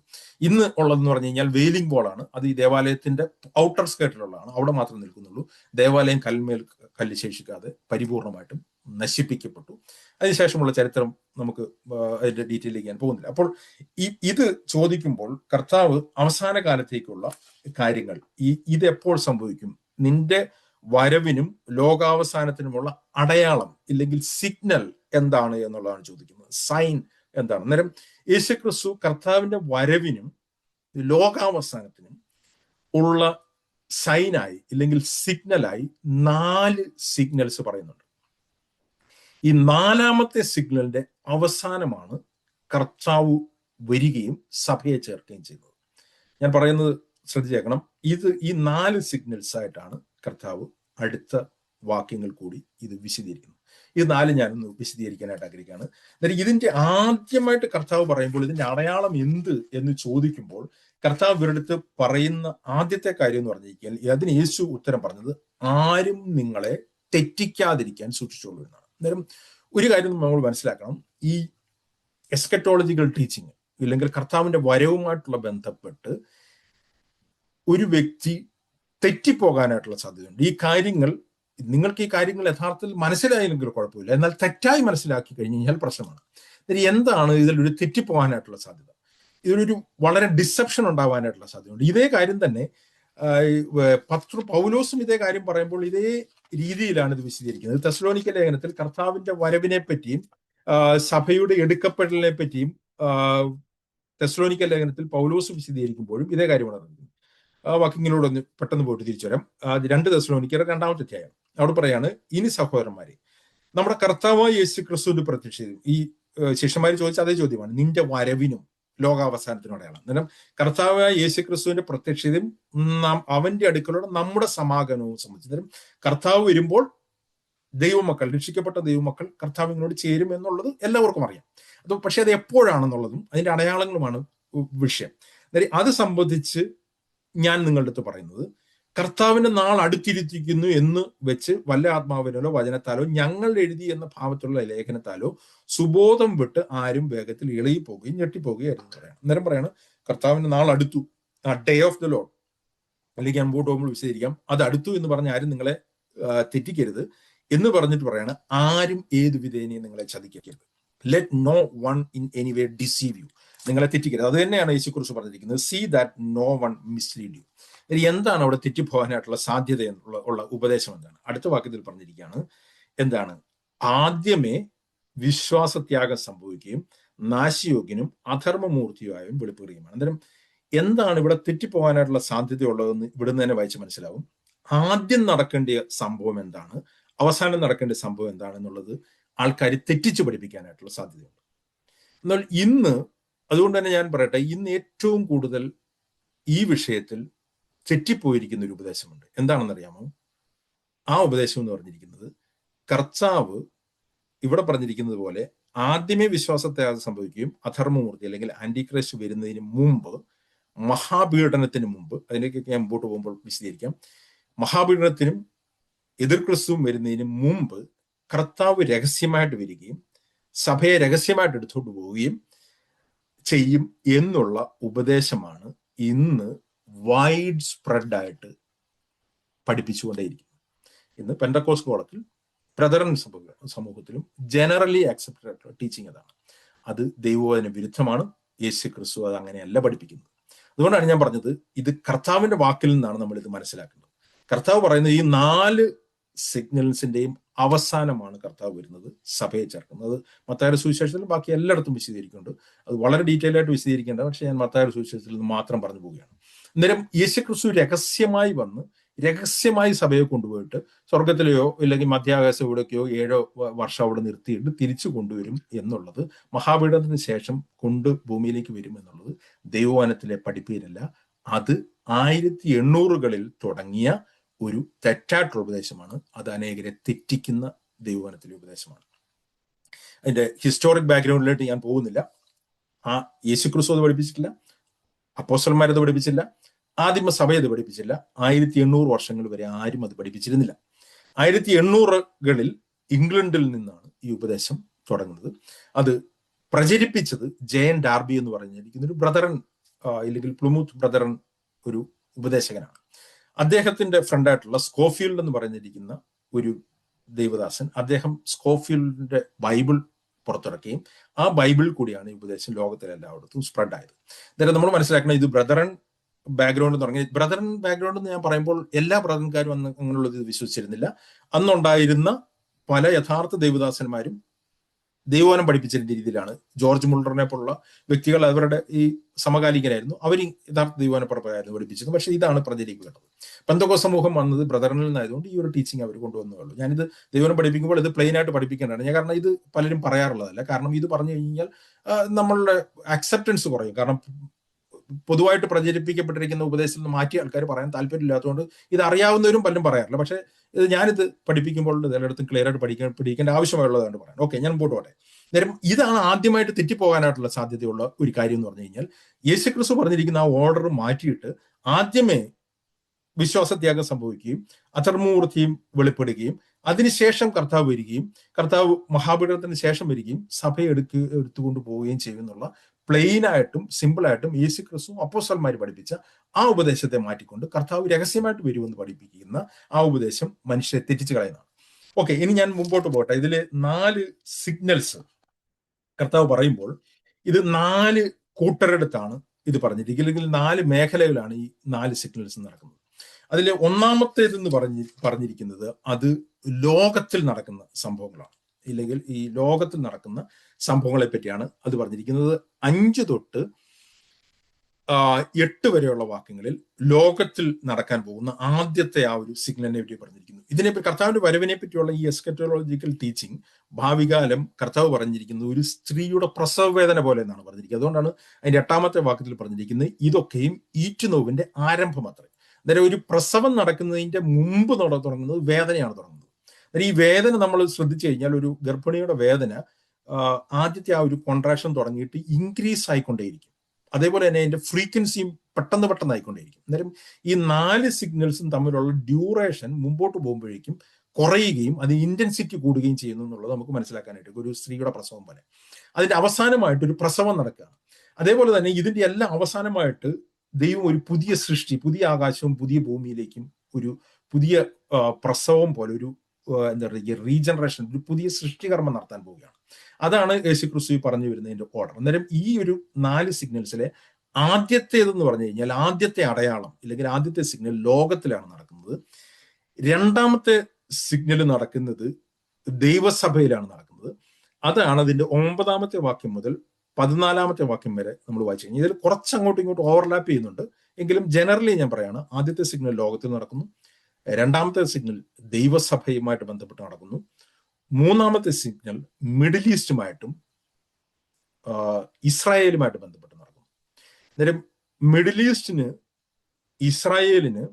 ഈസ്റ്റിനും ദൈവവചനത്തിന്റെ പ്രവചന ഭൂമികയിൽ വളരെ സ്ഥാനമുണ്ട്. ദൈവവചനത്തിലെ പ്രവചനങ്ങളെല്ലാം തന്നെ 99% അല്ലെങ്കിൽ 100% പറയാം, അത് ഇസ്രായേലുമായിട്ടും മിഡിൽ ഈസ്റ്റുമായിട്ട് ബന്ധപ്പെട്ടാണ്. അല്ലാതെ ലോകത്തിന്റെ ബാക്കിയുള്ള ഭാഗങ്ങളുമായിട്ട് ബന്ധപ്പെട്ടുള്ള പ്രവചനങ്ങൾ പലപ്പോഴും നടക്കുന്നു. നിവൃത്തിയായിട്ടുള്ളതും നിവൃത്തി ആകപ്പെടാനായിട്ട് പോകുന്നു. അന്നേരം 3ാമത്തെ സിഗ്നൽ നടക്കുന്നത് ഇസ്രായേലുമായിട്ട് ബന്ധപ്പെട്ട് മിഡിൽ ഈസ്റ്റുമായിട്ട് ബന്ധപ്പെട്ടാണ്. 4ാമത്തെ സിഗ്നൽ എന്ന് പറഞ്ഞാൽ അവസാനത്തെ സിഗ്നൽ നടക്കുന്നത് ആകാശത്തിലാണ്. ആ സിഗ്നലോടുകൂടി യേശുക്രിസ്തു ഭൂമിയിലേക്ക് വരികയും ദൈവസഭ കർത്താവിനോടുകൂടി ചേരുകയും ചെയ്യും എന്നുള്ളതാണ് ദൈവം പഠിപ്പിച്ചിരിക്കുന്ന ആ ഓർഡർ. ഈ ഓർഡറിൽ തന്നെ നടക്കത്തുള്ളൂ. കർത്താവിന്റെ വാക്കുകളാണ് അൾട്ടിമേറ്റ്ലി. ബാക്കി ആരൊക്കെ ഏതൊക്കെ രീതിയിൽ വ്യാഖ്യാനിച്ചാലും ദൈവവചനത്തിൽ പഠിപ്പിച്ചിരിക്കുന്ന വ്യാഖ്യാനങ്ങൾ തെറ്റത്തില്ല. ഇതേ ഓർഡറിൽ തന്നെയാണ് വെളിപാട് ദിവസം 6ാമത്തെ അധ്യായത്തിലേക്ക് പോകുമ്പോഴേക്കും കർത്താവ് ആ കാര്യങ്ങളെ പറയുന്നത്. ഞാനത് രണ്ടും കൂടെ കമ്പയർ ചെയ്യാനായിട്ട് എനിക്ക് ടൈമില്ല, അതുകൊണ്ട് ഞാൻ മുമ്പോട്ട് പോകുന്നില്ല. ആദ്യത്തെ കാര്യം എന്ന് പറഞ്ഞു കഴിഞ്ഞാൽ ലോകത്തിൽ നടക്കുന്നതാണ്. ലോകത്തിൽ നടക്കുന്നത് പറയാണ്, ഞാൻ ക്രിസ്തു എന്ന് പറഞ്ഞ് അനേകർ എന്റെ പേരെടുത്തു വന്ന് പലരെയും തെറ്റിക്കും. എന്നിട്ട് ഇത് ലോകത്തിൽ നടക്കുന്ന ഒരു കാര്യം എന്ന് പറഞ്ഞു കഴിഞ്ഞാൽ ക്രിസ്തു എന്ന് പറഞ്ഞു കഴിഞ്ഞാൽ ഒരു കാര്യം നിങ്ങൾ മനസ്സിലാക്കണം, ഞാൻ യേശു എന്ന് പറഞ്ഞ ആൾക്കാരെ തെറ്റിക്കും എന്നല്ല പറഞ്ഞിരിക്കുന്നത്. യേശു എന്ന് പറഞ്ഞിരിക്കുന്നത് ഈ ഭൂമിയിൽ യേശു ക്രിസ്തു ജനിച്ചപ്പോഴുള്ള പേരാണ്. ക്രിസ്തു എന്ന് പറഞ്ഞു കഴിഞ്ഞാൽ മശിഹ, രക്ഷകൻ എന്നുള്ള അർത്ഥത്തിൽ. അന്നേരം ലോകത്തെ രക്ഷിക്കാനായിട്ട് ഞാനാണ് വന്നത് എന്നുള്ള രീതിയിൽ, മശിഹയാണ് എന്നുള്ള രീതിയിൽ പലരും വന്നിട്ട് ലോകത്തില് തെറ്റിക്കാനായിട്ടുള്ള സാധ്യതയുണ്ട് എന്നാണ് പറഞ്ഞിരിക്കുന്നത്. എന്നിട്ട് പറയാണ് അടുത്തായിട്ട് ആ സിഗ്നലിന്റെ അതുമായിട്ട് തുടർന്ന് വന്നിട്ട് പറയാണ്, നിങ്ങൾ യുദ്ധങ്ങളെയും യുദ്ധശ്രുതികളെയും പറ്റി കേൾക്കും, ചഞ്ചലപ്പെടാതായിരിക്കാൻ സൂക്ഷിച്ചുകൊള്ളും, അത് സംഭവിക്കേണ്ടതിന് തന്നെ അത് അവസാനമല്ല. അന്നേരം യുദ്ധങ്ങളുടെ ഒരു ഫ്രീക്വൻസി കൂടും. നമ്മളിത് ചരിത്രം പഠിച്ചു കഴിഞ്ഞാൽ തന്നെ നമുക്ക് മനസ്സിലാവും. അതിന്റെ അർത്ഥം എന്ന് പറഞ്ഞു കഴിഞ്ഞാൽ അത് ആ യുദ്ധങ്ങൾ കാണുമ്പോഴേക്കും അത് അവസാന കാലം എത്തി എന്നുള്ളതിന്റെ അർത്ഥമല്ല, അത് അതിന്റെ തുടക്ക സമയത്ത് തന്നെ ഇതിന്റെ ഫ്രീക്വൻസി കൂടിക്കൊണ്ടേയിരിക്കും എന്നാണ് പറഞ്ഞിരിക്കുന്നത്. ഒന്ന്, യുദ്ധങ്ങൾ കൂടും, ജാതിയോടും രാജ്യത്തോടും എതിർക്കും, ഭൂകമ്പം ഉണ്ടാകും, അതിന്റെ എഫക്റ്റ് ആയിട്ട് ക്ഷാമവും കൂടും. അന്നേരം കർത്താവിന്റെ വരവിലേക്ക് വരുമ്പോഴേക്കും ഒരു കാര്യത്തിന്റെ ഫ്രീക്വൻസി കൂടിക്കൊണ്ടേയിരിക്കും. എന്ന് പറഞ്ഞു കഴിഞ്ഞാൽ ഈ ഭൂമിയിൽ ഭൂകമ്പങ്ങൾ കൂടിക്കൊണ്ടേയിരിക്കും, യുദ്ധങ്ങളുടെ ഫ്രീക്വൻസി കൂടും. ഇത് തമ്മിൽ കാരണം കൊണ്ട് ക്ഷാമവും അതിന്റെ ഫ്രീക്വൻസി കൂടിക്കൊണ്ടേയിരിക്കും. കർത്താവിന്റെ വരവിന്റെ ആ ആദ്യത്തെ സിഗ്നൽ തുടങ്ങുന്ന മുതൽ മുമ്പോട്ട് പോകുന്നത്. നമ്മൾ ചരിത്രവും ബാക്കിയുള്ള കാര്യങ്ങളും പഠിച്ചു കഴിഞ്ഞാൽ ഇത് സത്യമാണെന്ന് മനസ്സിലാവും.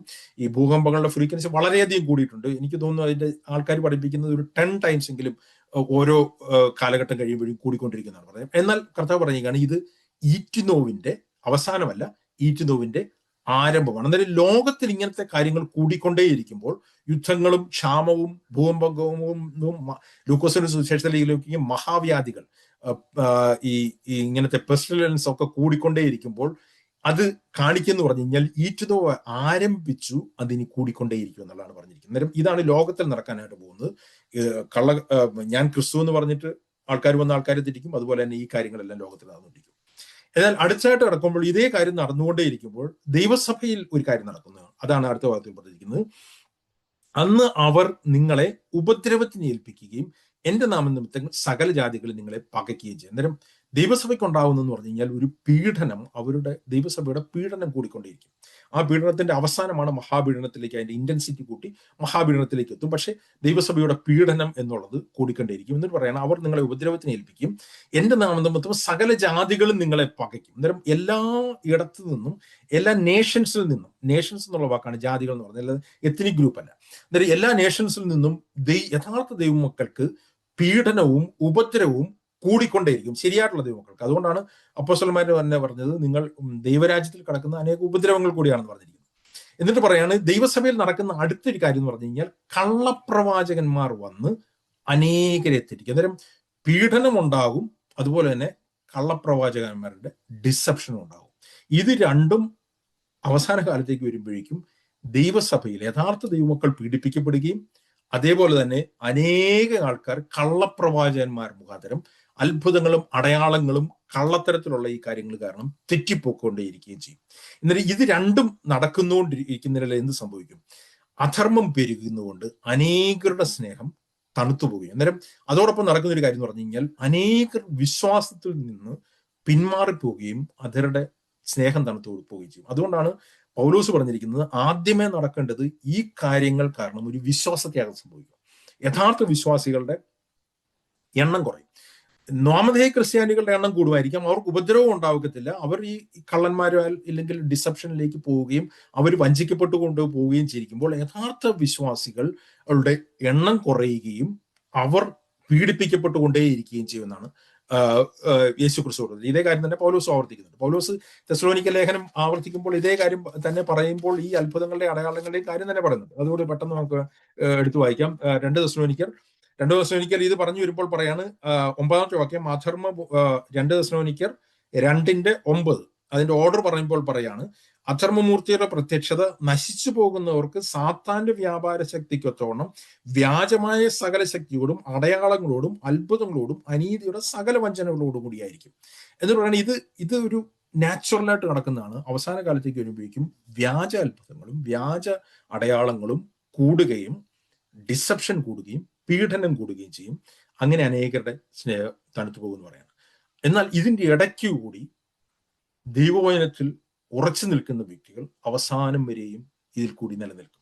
അവർ ആണ് കർത്താവിന്റെ വരവെങ്കിൽ എടുക്കപ്പെടുന്ന അന്നുള്ള വ്യക്തികൾ, അല്ലെങ്കിൽ മരിച്ചവരാണെങ്കിലും ജീവനുള്ളവരാണെങ്കിലും അങ്ങനെയാണ്, അവരാണ് യഥാർത്ഥത്തിൽ കർത്താവിന്റെ വരവെങ്കിൽ എടുക്കപ്പെടുന്നു പറഞ്ഞത്. എന്നിട്ട് ഇത് രണ്ടും നടക്കുന്നതിന്റെ കൂട്ടത്തിൽ വേറൊരു കാര്യം കൂടി നടക്കും.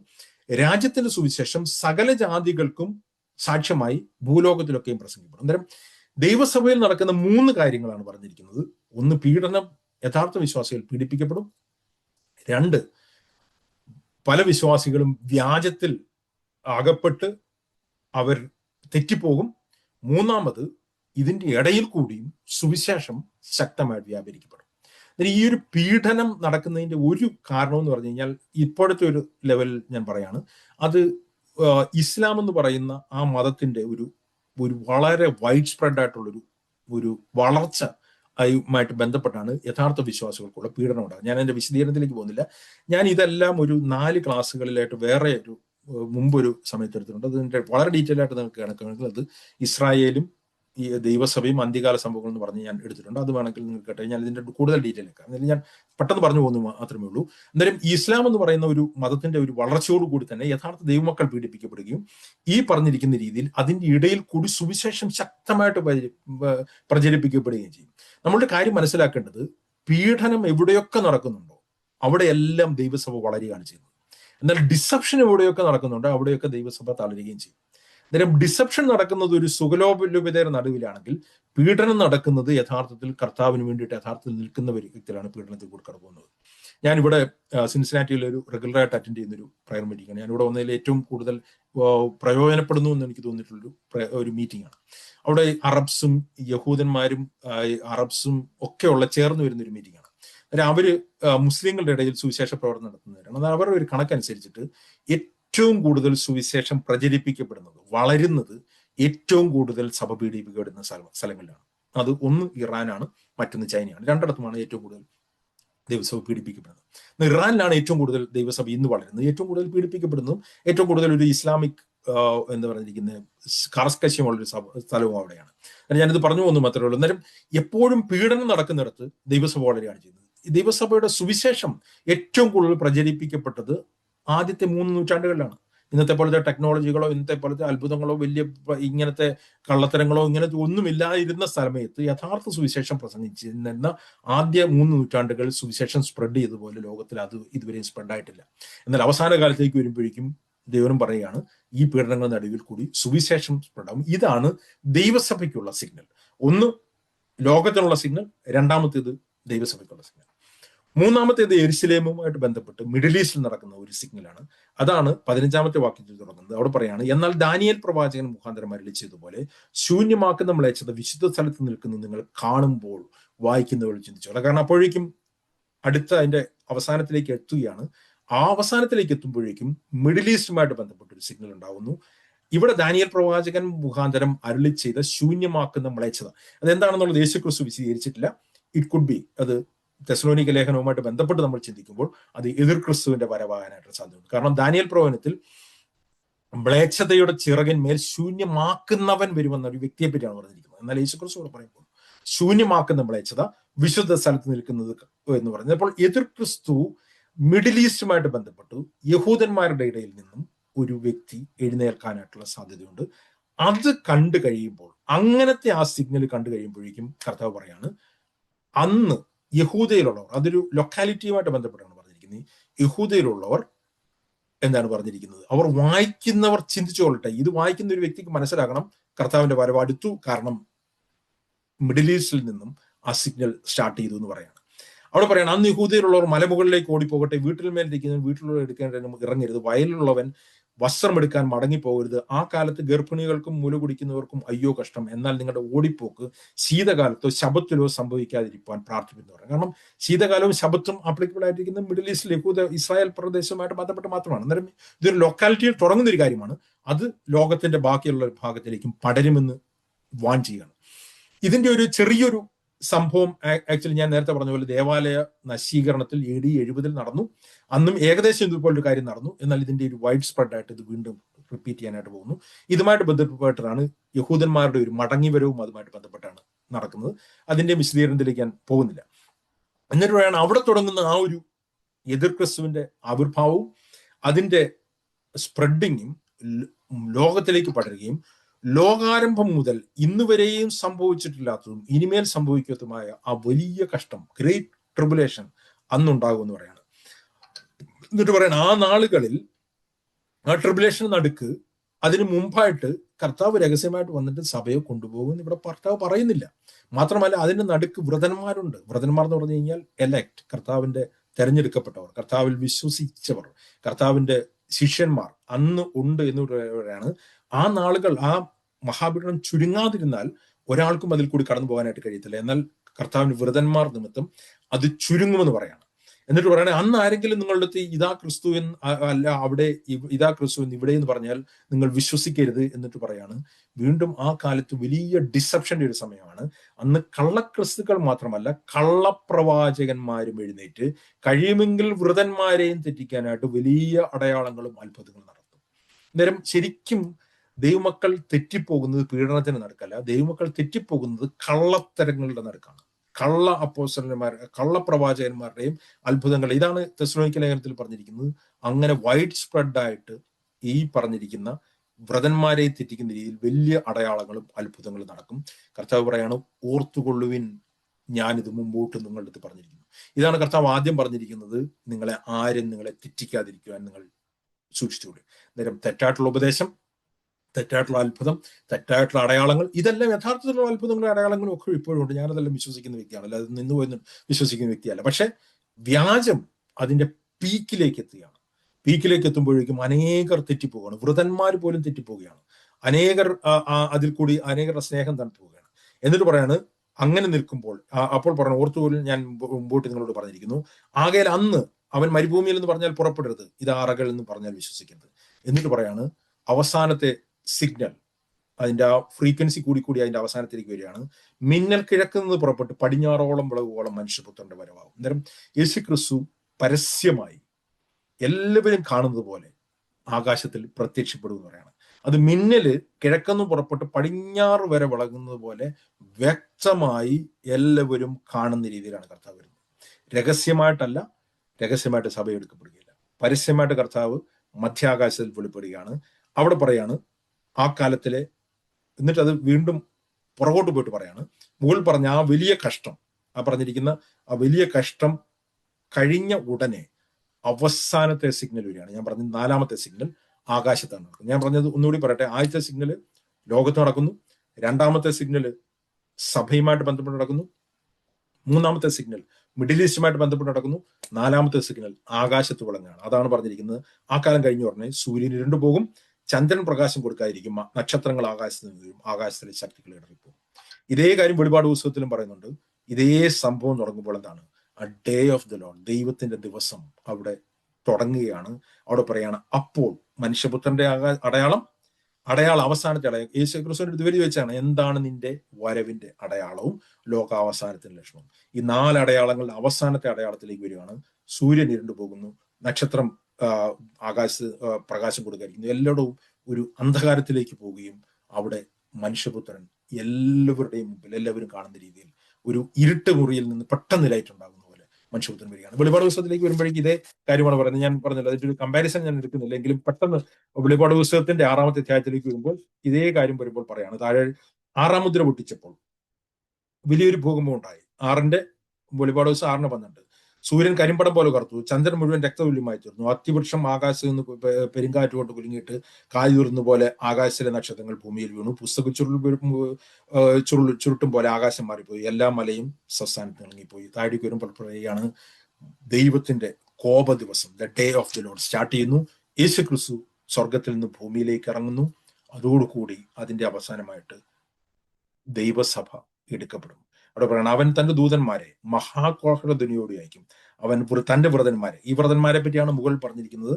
ആ വ്രതന്മാർ നിമിത്തം മഹാപീഡനത്തിന്റെ സമയം ചുരുക്കുമെന്ന് പറയുമ്പോൾ അതേ വ്രതന്മാർ ഈ കാലഘട്ടത്തിൽ കൂടി എല്ലാം കടന്നു പോകുന്നവരാണ്. ഇല്ലെങ്കിൽ അന്ന് വിശ്വാസികൾ എല്ലാ സമയത്തും ഇതിൽ കൂടി കടന്നു പോകുന്നവരാണ്. അതിന്റെ പീക്കിൽ അവസാനത്തെ കർത്താവ് വരുമ്പോൾ കർത്താവ് തന്റെ മഹാകാളത്തിനോടെ അയക്കും. അവൻ തന്റെ വ്രതന്മാരെ ആകാശത്തിന്റെ 6 മുതൽ 4 ദിക്കിൽ നിന്ന് കൂട്ടിച്ചേർക്കും. കർത്താവിന്റെ വരവും ദൈവസഭയുടെ എടുക്കപ്പെടലും അവിടെ പൂർത്തിയാവുകയാണ്. എന്നാൽ ഞാൻ മുമ്പോട്ട്, ഇതാണ് ഇതിന്റെ ഒരു എക്സ്കട്ടോളജിക്കൽ ഓർഡർ കർത്താവ് പറഞ്ഞത്, കർത്താവ് പഠിപ്പിച്ച ഇങ്ങനെയാണ്. ഇതിന്റെ വിശദീകരണം അപ്പോസ്തലന്മാർ തന്നിട്ടുണ്ട്. ഈ ഓർഡറിൽ നിന്ന് വ്യത്യസ്തമായിട്ട് പഠിപ്പിക്കുന്നത് ഒരു ഡിസപ്ഷനാണ്, അത് തെറ്റായിട്ടുള്ള ഉപദേശമാണ്. അതാണ് വൈഡ് സ്പ്രെഡായിട്ട് ഇന്ന് വന്നിട്ടുള്ളത്.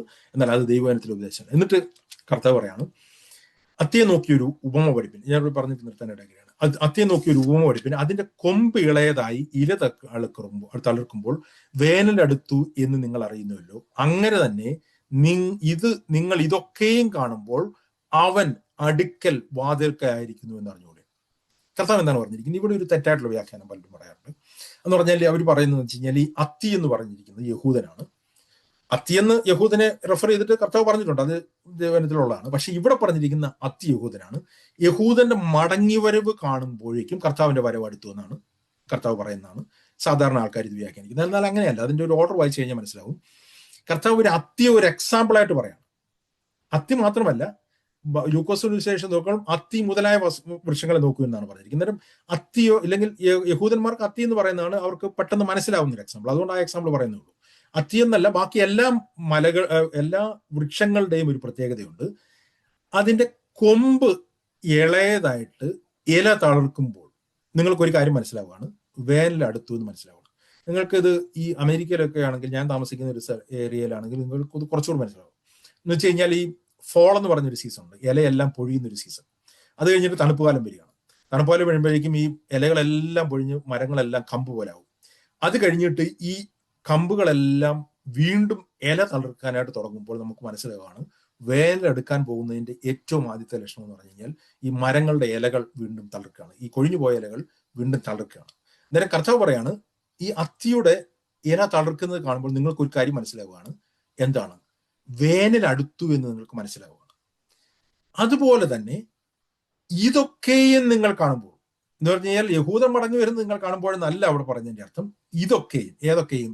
കർത്താവ് മുകളിൽ പറഞ്ഞ ആ 4 സിഗ്നലും നിങ്ങൾ കാണുമ്പോൾ, ആദ്യം മുതൽ അവസാനം വരെയുള്ള ആ 4 സിഗ്നലും നിങ്ങൾ കാണുമ്പോൾ എന്താണ്? കർത്താവിന്റെ വരവിൽ അടുത്തു എന്ന് നിങ്ങൾ അറിഞ്ഞുകൊള്ളൂ എന്ന് പറയാണ്. എന്നിട്ടൂടെയാണ് ഇതൊക്കെയും സംഭവിക്കുകയുള്ളൂ, ഈ തലമുറ ഒഴിഞ്ഞു പോവുകയില്ല എന്ന് ഞാൻ സത്യമായി നിങ്ങളോട് പറയുന്നു. ആകാശവും ഭൂമിയും ഒഴിഞ്ഞു പോകും, എന്റെ വചനങ്ങൾ ഒഴിഞ്ഞു പോകില്ല. അന്നേരം നമുക്കൊരു സ്വാഭാവികമായിട്ടൊരു ചോദ്യമുണ്ട്, ഈ പറഞ്ഞ കാര്യങ്ങളൊക്കെ നടക്കുമെന്ന് എന്താണ് തെളിവ്? കർത്താവ് ഈ പറഞ്ഞ രീതിയിൽ സംഭവിക്കണമെന്ന് യാതൊരു നിർബന്ധവുമില്ലല്ലോ, ഒരു പ്രവചന വാക്യങ്ങളാണ്. ഒന്നാമത്തെ കാര്യം എന്ന് പറഞ്ഞു കഴിഞ്ഞാൽ ഒരു കാര്യം മനസ്സിലാക്കണം, ബൈബിൾ പറഞ്ഞിരിക്കുന്ന പ്രവചന കാര്യങ്ങളിൽ അതിന്റെ തിയോളജിയൻസ് പറയുന്നത്, അതിന്റെ യഥാർത്ഥത്തിൽ പഠിച്ചിട്ടുള്ളവർ പറയുന്നത്, ബൈബിൾ പറഞ്ഞിരിക്കുന്ന 80% പ്രവചനങ്ങൾ ഓൾറെഡി നടന്നു കഴിഞ്ഞു. അത് പ്രൂവ് ചെയ്യുന്നത് വരാൻ പോകുന്ന ആ 20% പ്രവചനങ്ങൾ നടക്കുമെന്നുള്ളതാണ്. അന്നേരം ആ 20% പ്രവചനങ്ങളിലുള്ളതാണ് മത്തായിയുടെ സുവിശേഷം 24 കർത്താവ് പറഞ്ഞിരിക്കുന്ന കാര്യങ്ങൾ. ഇനി ഇത് നടക്കുമെന്നുള്ളതിന്റെ തെളിവ് എന്താണെന്ന് ചോദിച്ചു കഴിഞ്ഞാൽ, കർത്താവ് പറയുന്ന ഒരു കാര്യമുണ്ട്, ഇതൊക്കെയും സംഭവിക്കോളം ഈ തലമുറ ഒഴിഞ്ഞു പോകില്ല എന്ന് പറയുന്നത്. ഈ തലമുറ എന്ന് പറഞ്ഞു കഴിഞ്ഞാൽ അവിടെ നിൽക്കുന്ന ആ ഒരു തലമുറ എന്നുള്ളതല്ല, അതിന്റെ അർത്ഥം ആ എത്നിക് ഗ്രൂപ്പ് എന്നാണ് അതിന്റെ ഒറിജിനൽ അർത്ഥം. എന്ന് പറഞ്ഞാൽ യഹൂദ ജാതി എന്ന് പറയുന്ന ആ ഒരു എത്നിക് ഗ്രൂപ്പ്, ആ ഒരു ജാതി ഈ സംഭവിക്കുന്ന എല്ലാം സംഭവിച്ചു കഴിയുമ്പോഴും ഈ ഭൂമിയിൽ നിലനിൽക്കുമെന്നാണ് പറഞ്ഞിരിക്കുന്നത്. അന്നേരം യഹൂദ ജാതി ഇന്ന് ഭൂമിയിൽ നിലനിൽക്കുന്നു എന്നുള്ളത് ഒരു അത്ഭുതമാണ്. അത് ക്രിസ്ത്യാനികൾക്കോ യഹൂദന്മാർക്കോ എന്നുള്ളത് മാത്രമല്ല, നിരീശ്വരവാദികൾക്ക് പോലും ഒരു അത്ഭുതമാണ്. യഹൂദന്മാര് ഇത്രയും വലിയ പീഡനങ്ങളുടെ നടുവിൽ കൂടി കടന്നുപോയിട്ട്, ഈ AD 70 മുമ്പും AD 70 ശേഷവും ഹിറ്റ്ലറുടെ പീഡനങ്ങൾക്കും അനേക പീഡനങ്ങൾക്ക് ശേഷം ഇത്രയും ശത്രുക്കളുടെ നടുവിൽ ഒരു രാജ്യം അതേ സ്ഥലത്തേക്ക് തിരിച്ചു വന്ന് അവിടെ തന്നെ നിലനിന്നുകൊണ്ട് ഇപ്പോഴും നിലനിൽക്കുന്നത് വലിയൊരു അത്ഭുതമാണ്.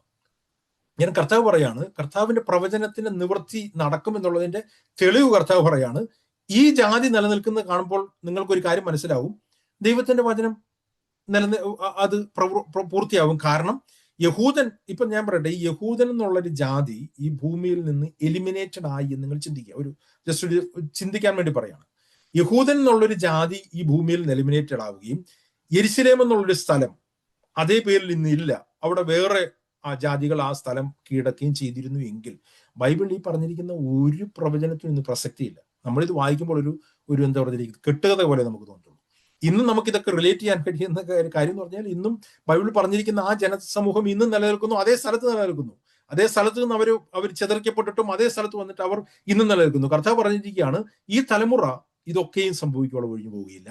അതേപോലെ തന്നെ കർത്താവ് പറയാണ്, ആകാശവും ഭൂമിയും ഒഴിഞ്ഞു പോകും, എന്റെ വചനങ്ങളും എന്റെ വചനങ്ങളും ഒഴിഞ്ഞു പോകും. എന്നാൽ കർത്താവിന്റെ വചനവും ഈ ജാതിയും നിലനിൽക്കും എന്നുള്ളത് ദൈവവചനത്തിലെ ഉറപ്പാണ്. അതുകൊണ്ട് തന്നെ കർത്താവ് പറഞ്ഞ ഈ കാര്യങ്ങളും അങ്ങനെ തന്നെ നിലനിൽക്കുമെന്നാണ് ദൈവം പറഞ്ഞിരിക്കുന്നത്.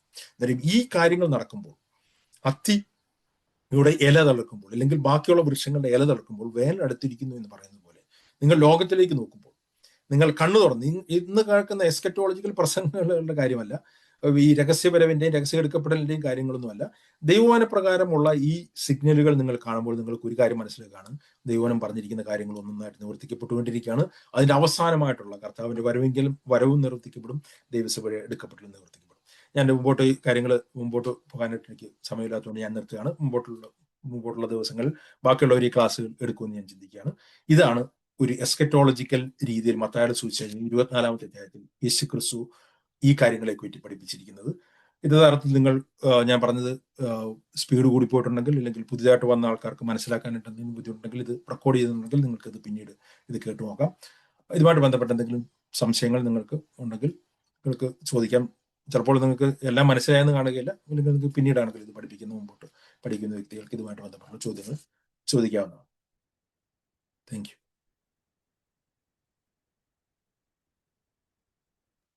Thank you Jinu brother. വളരെ സമയം പരിമിതമായത് കൊണ്ടാണ് ജിനു ബ്രദർ വളരെ വേഗത്തിൽ ഓടിച്ചു പോയത്.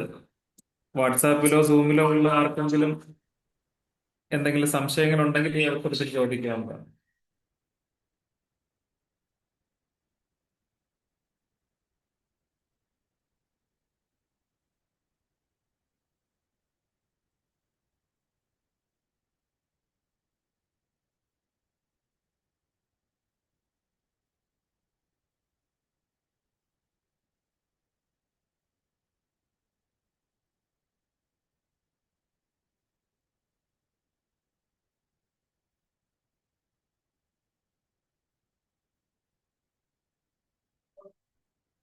ആർക്കും സംശയങ്ങളൊന്നും ഇല്ല എന്ന് കരുതുന്നു. ജിനു ബ്രദറിന്റെ ഇതിനെക്കുറിച്ചുള്ള ക്ലാസ്സുകൾ യൂട്യൂബിൽ അവൈലബിൾ ആണ്. ജിനു നൈനാൻ മെസ്സേജസ് എന്നോ CAK ചർച്ച് മെസ്സേജസ് എന്നോ അടിച്ചാൽ നിങ്ങൾക്കത് കേൾക്കുവാനായിട്ട് കഴിയും. ഈ സമയം ആർക്കെങ്കിലും ഒരാൾക്ക് സണ്ണിച്ചായനെ കേൾക്കാമെങ്കിൽ പ്രാർത്ഥിച്ച് നമുക്ക് ഇന്നത്തെ ക്ലാസ് അവസാനിപ്പിക്കാം.